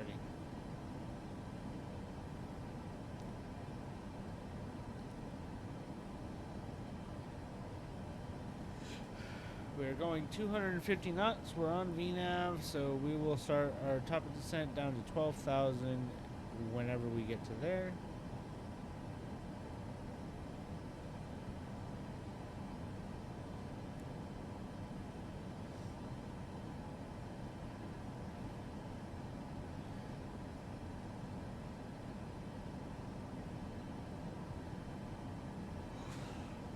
Alright, cruise, center fuel pumps off. When the center is empty, center is not empty. We're still burning out of the center. Autopilot, check and manage, FMC, check and manage. We are doing that. Descent altitude is set. Fasten seatbelt signs have been on. They're staying on this whole time. And landing lights will turn on when we get down there.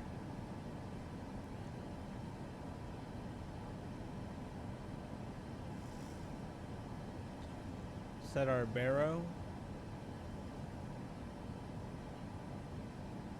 It's for down here is 299, so I don't know.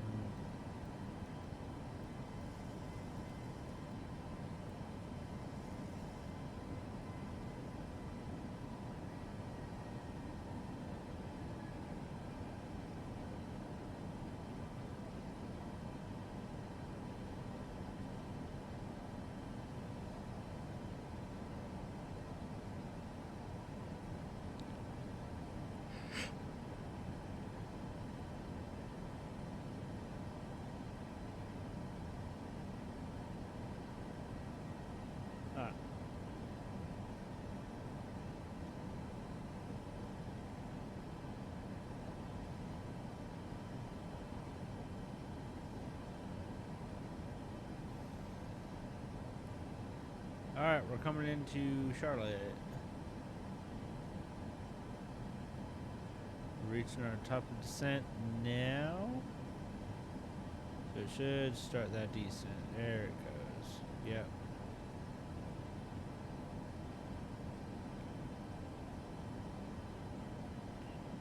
Alright, like I said, Chesley 6 arrival. From Chesley, you go into Jam, go to Wise. To Cat to Ipe, and then radar vectors to final approach course.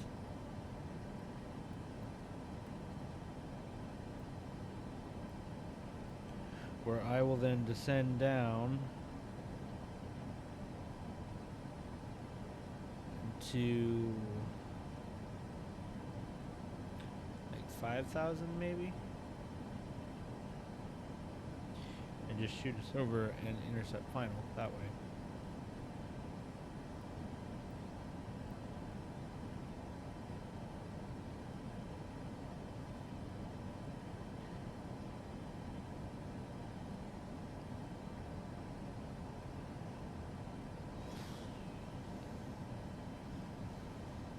Actually, I need to set this down to 10,000.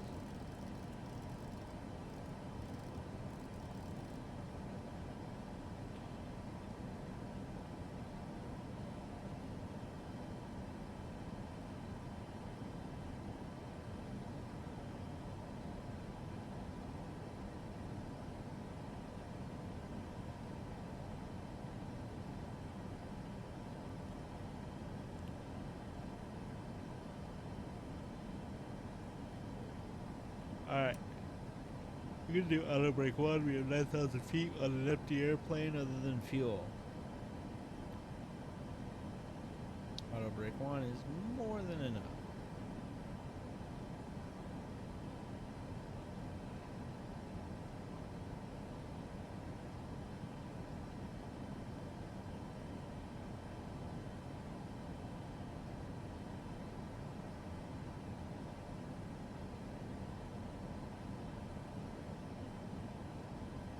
What's our outside air temp?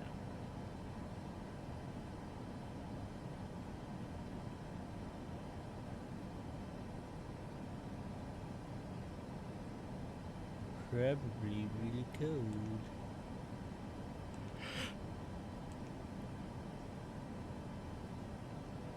Terminal air temp +7.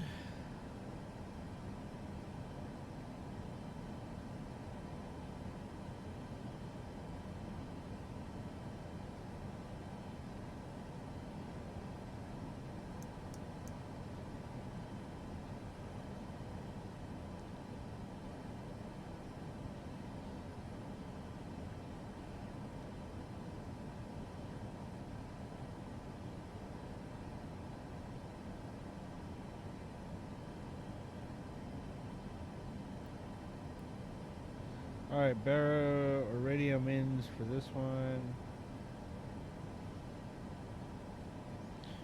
200.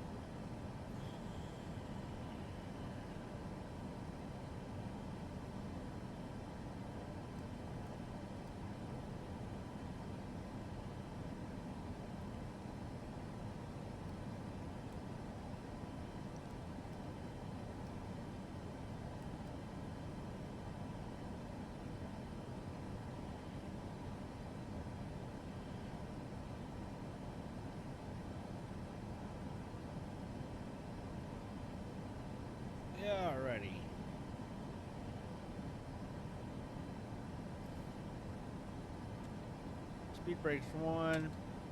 Our speed brakes are armed. Auto brakes 1. Speed brakes armed. We'll get flaps here once we turn final and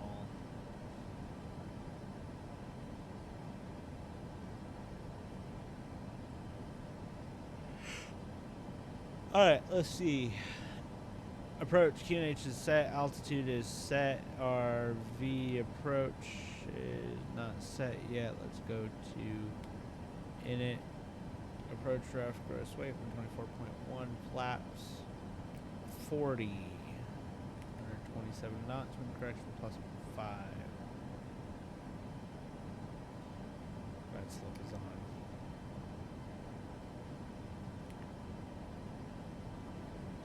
Alright, our approach speed is set. Flaps are as required right now.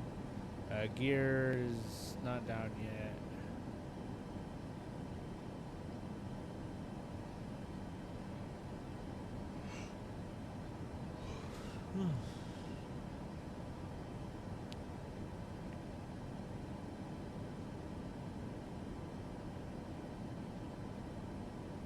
Alrighty.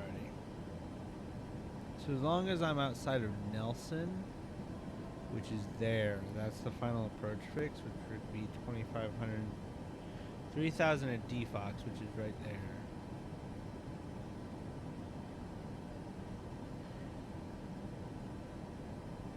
We're well within gear speed. That's not a problem at all.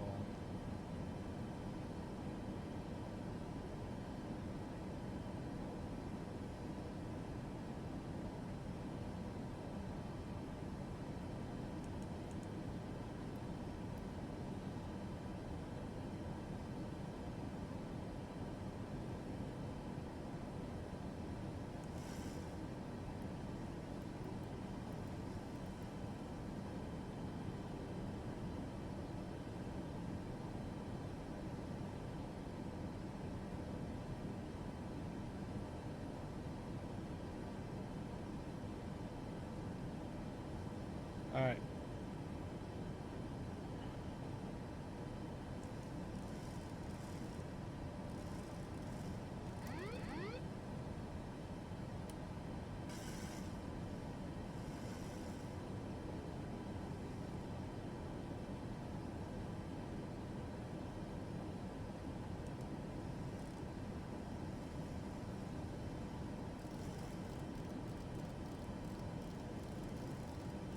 Alright, we're going down to 3,000.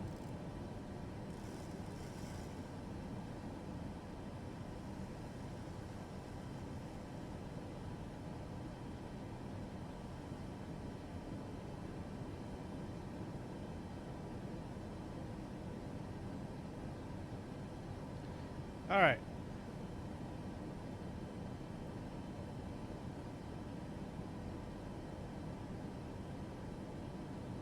Let me get flaps 5, please.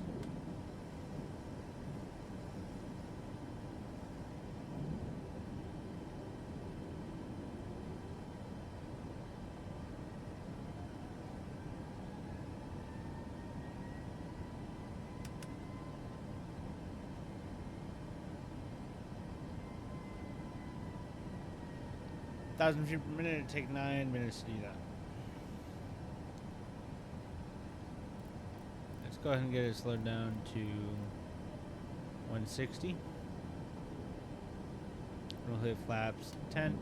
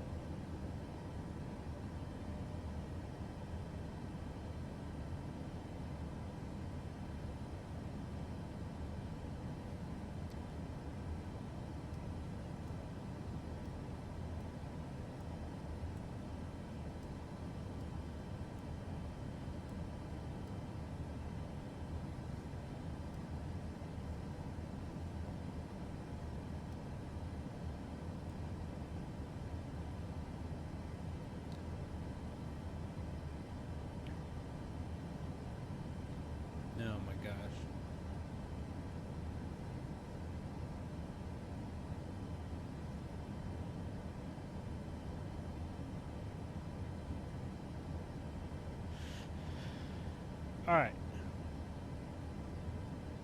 We're coming down. Going to get flaps 15 out. We're just slowing this thing down and getting set up for when we get a beam this.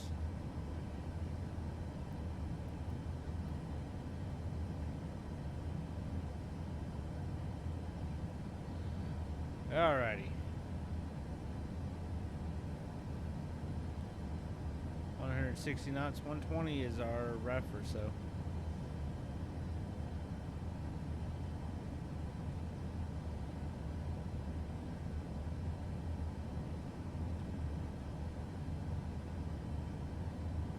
Go heading select.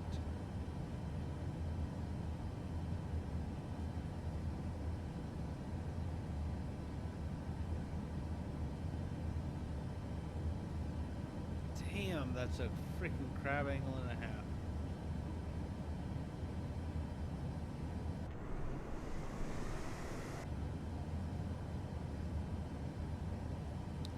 Alright, landing lights are coming on, runway turn off lights are coming on, everything else is set.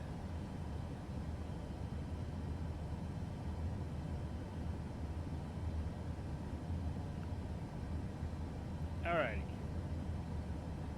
160, we're going to slow this puppy down to 150.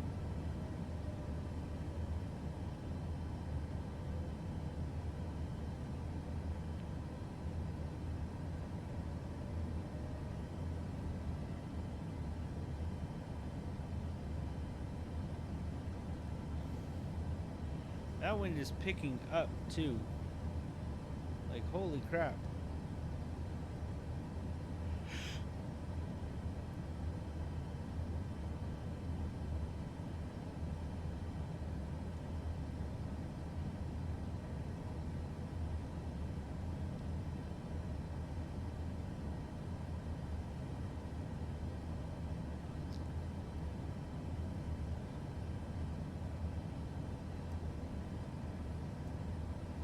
Let me turn in towards this thing.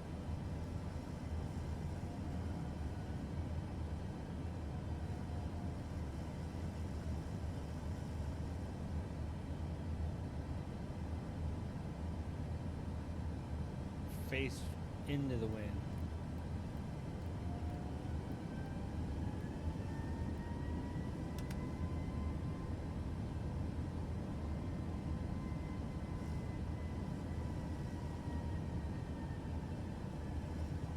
$2,000 to go.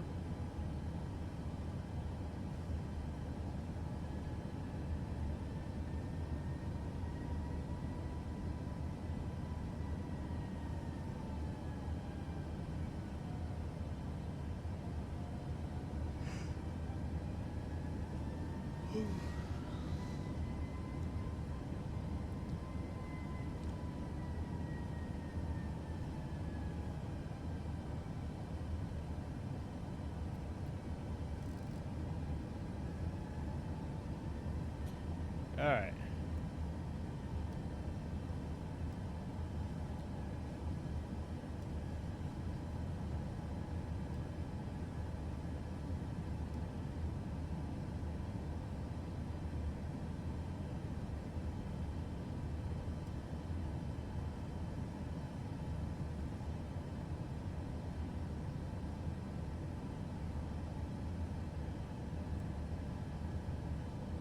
$285.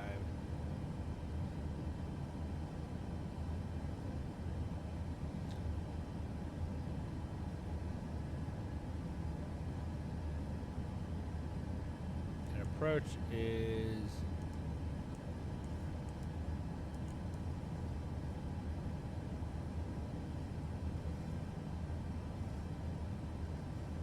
let me see here. 2,500.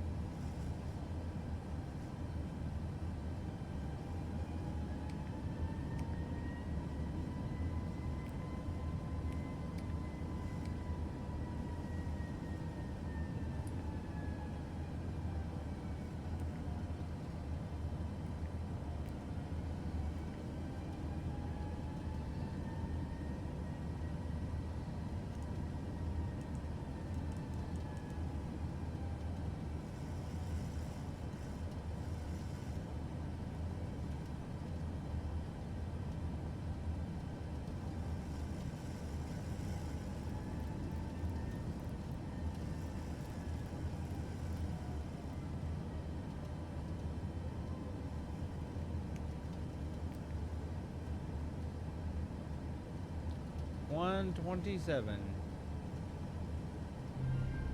Thanks for the raid. I'm almost done.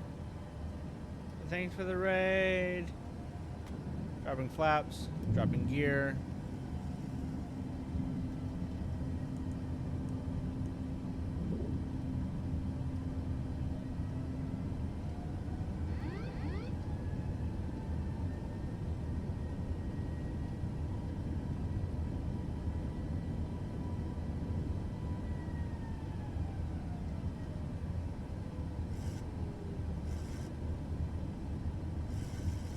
Sink rate.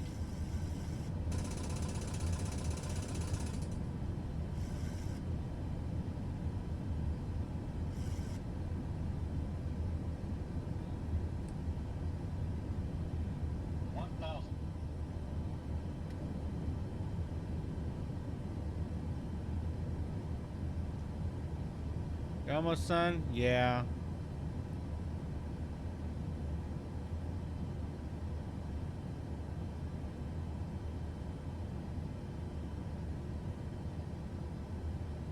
Sink rate. 400. Sink rate. 300. Approaching minimums.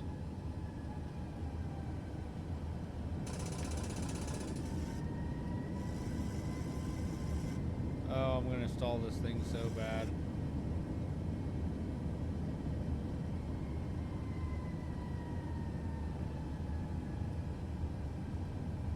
I'm full flaps. 400.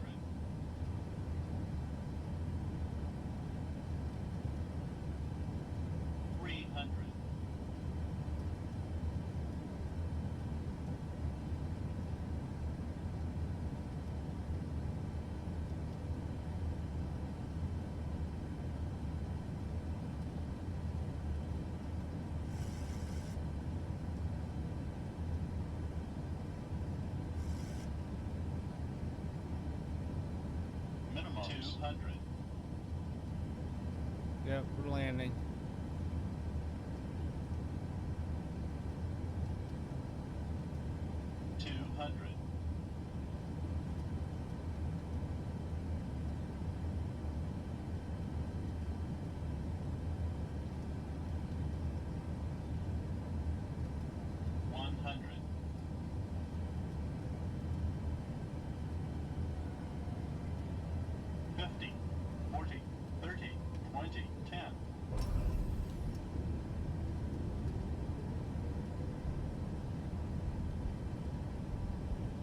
Two in reverse.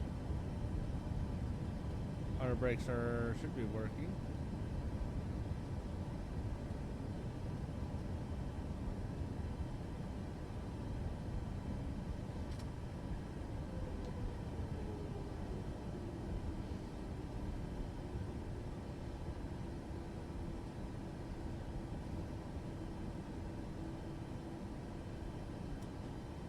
My brakes? Oh yeah, gotta park.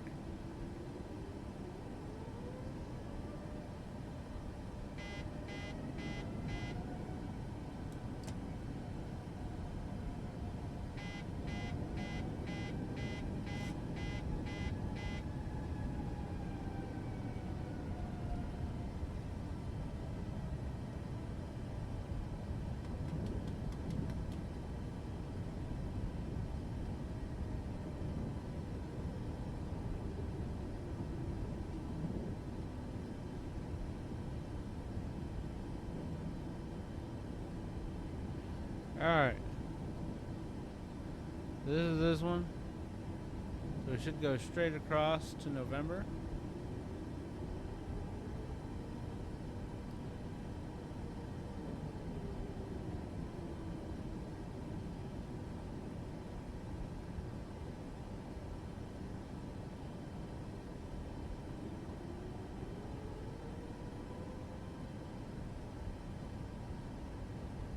And none of our lights work, of course.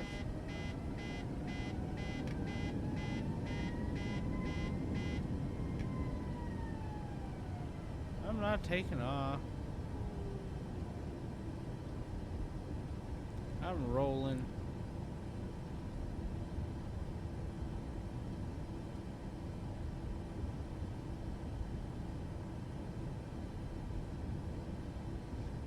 to the right when I get down here. Actually, this just crosses straight over right here.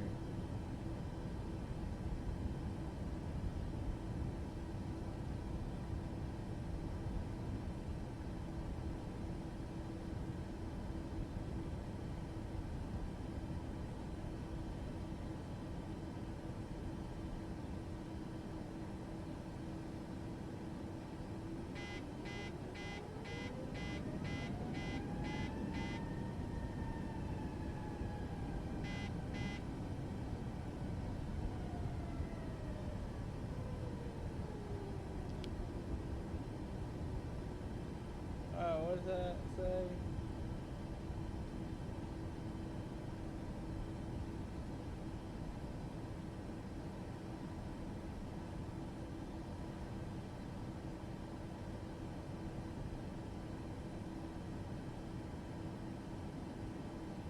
Echo?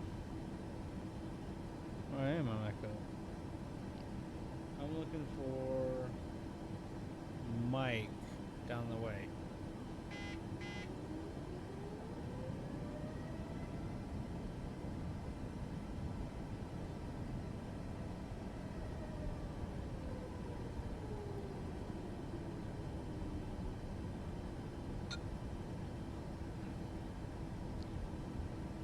Victor 4 that way. Yep.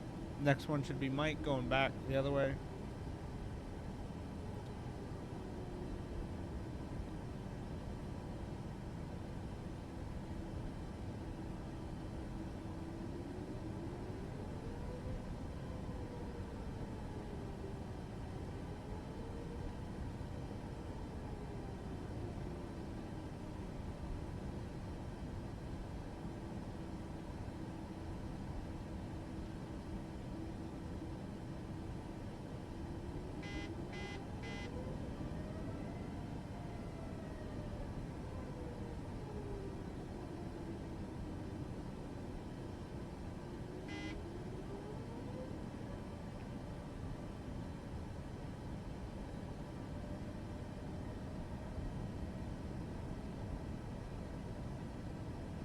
Alright, I'm going to pull into a gate over here.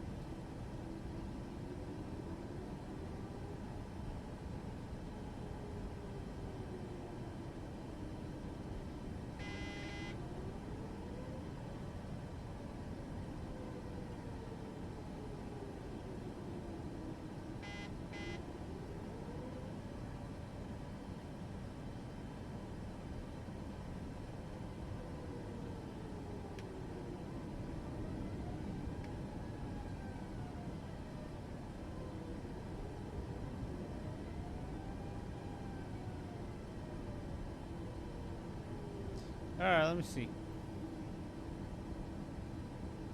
Here's the gate.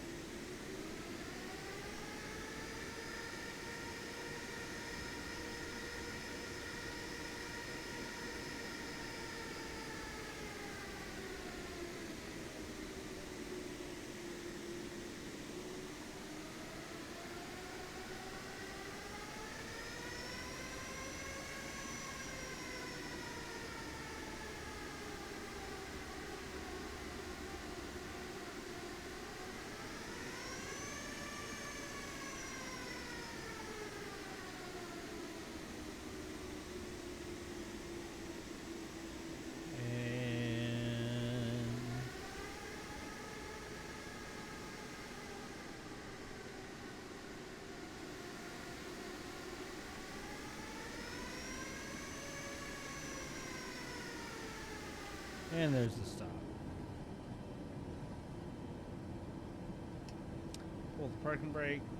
We're going to go ahead and get that APU fired up.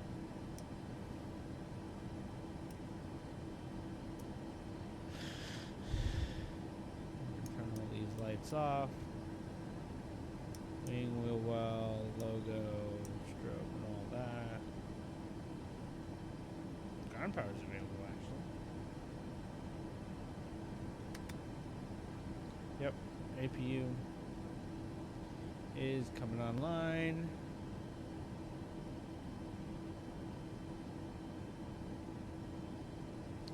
We'll turn off the center fuel pumps.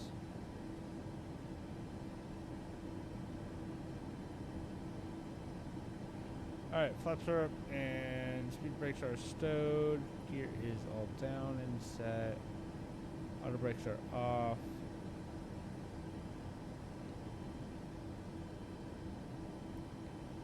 If you're ending your stream, you should rate out, FYI. Okay. I'll do that.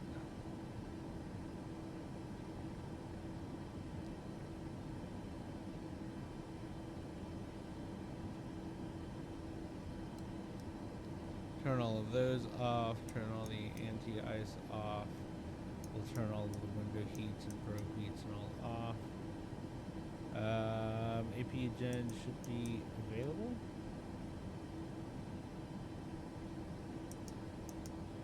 APU gen's available.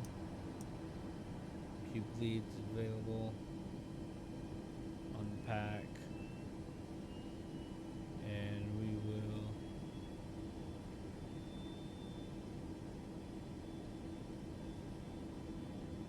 shut down.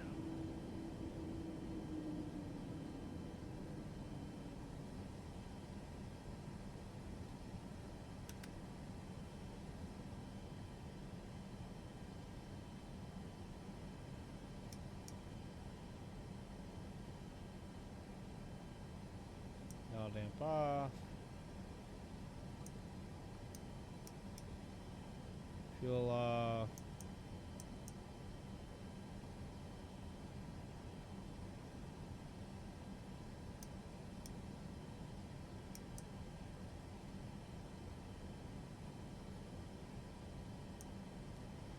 Anti-collision all off. Also, when you're done, if you can meet me on Discord, I have a question. Okay. Off. Off, off, off. Off. Off. And that's all off, off, off, off. We'll turn the packs off and off. And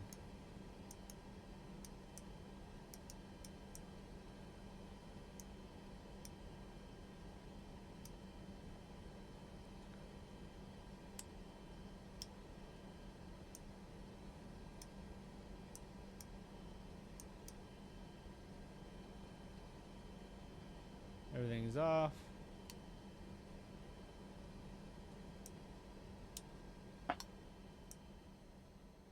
We'll go battery off.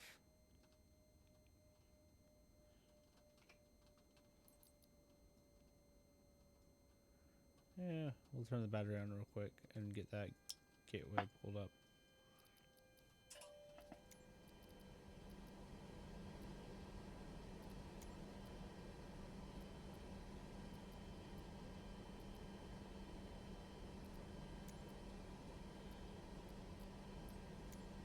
Nope.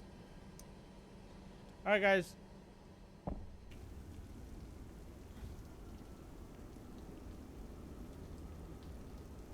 Nice and rainy here in Charlotte. Anyways, thank you guys for watching. Let me find someone to raid out to. Let me see, raid channel.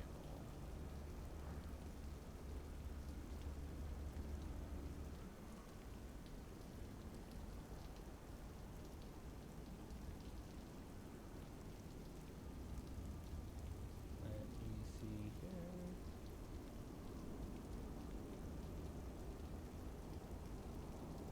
Who's live?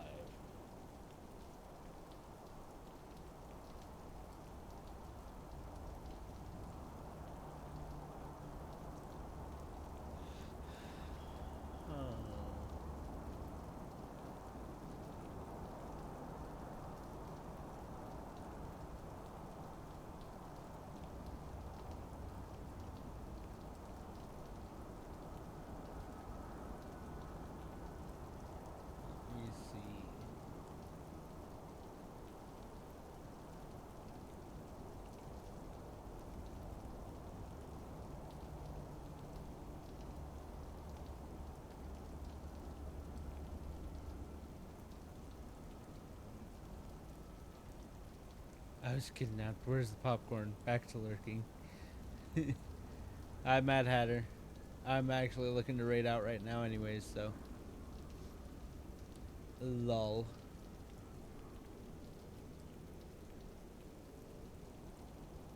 Let's see. I think, good night, Mad Hatter. I think I'll raid out to Wolfhound TV.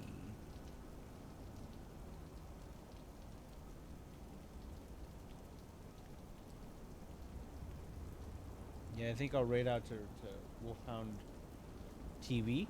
They're streaming Microsoft Flight Sim just like I am streaming. So, thank you guys for watching. I'll see you guys next time. I'm going back to work where there is still no popcorn. Aw. Sads. Thank you guys for watching. I'll send you guys over to Wolfhound.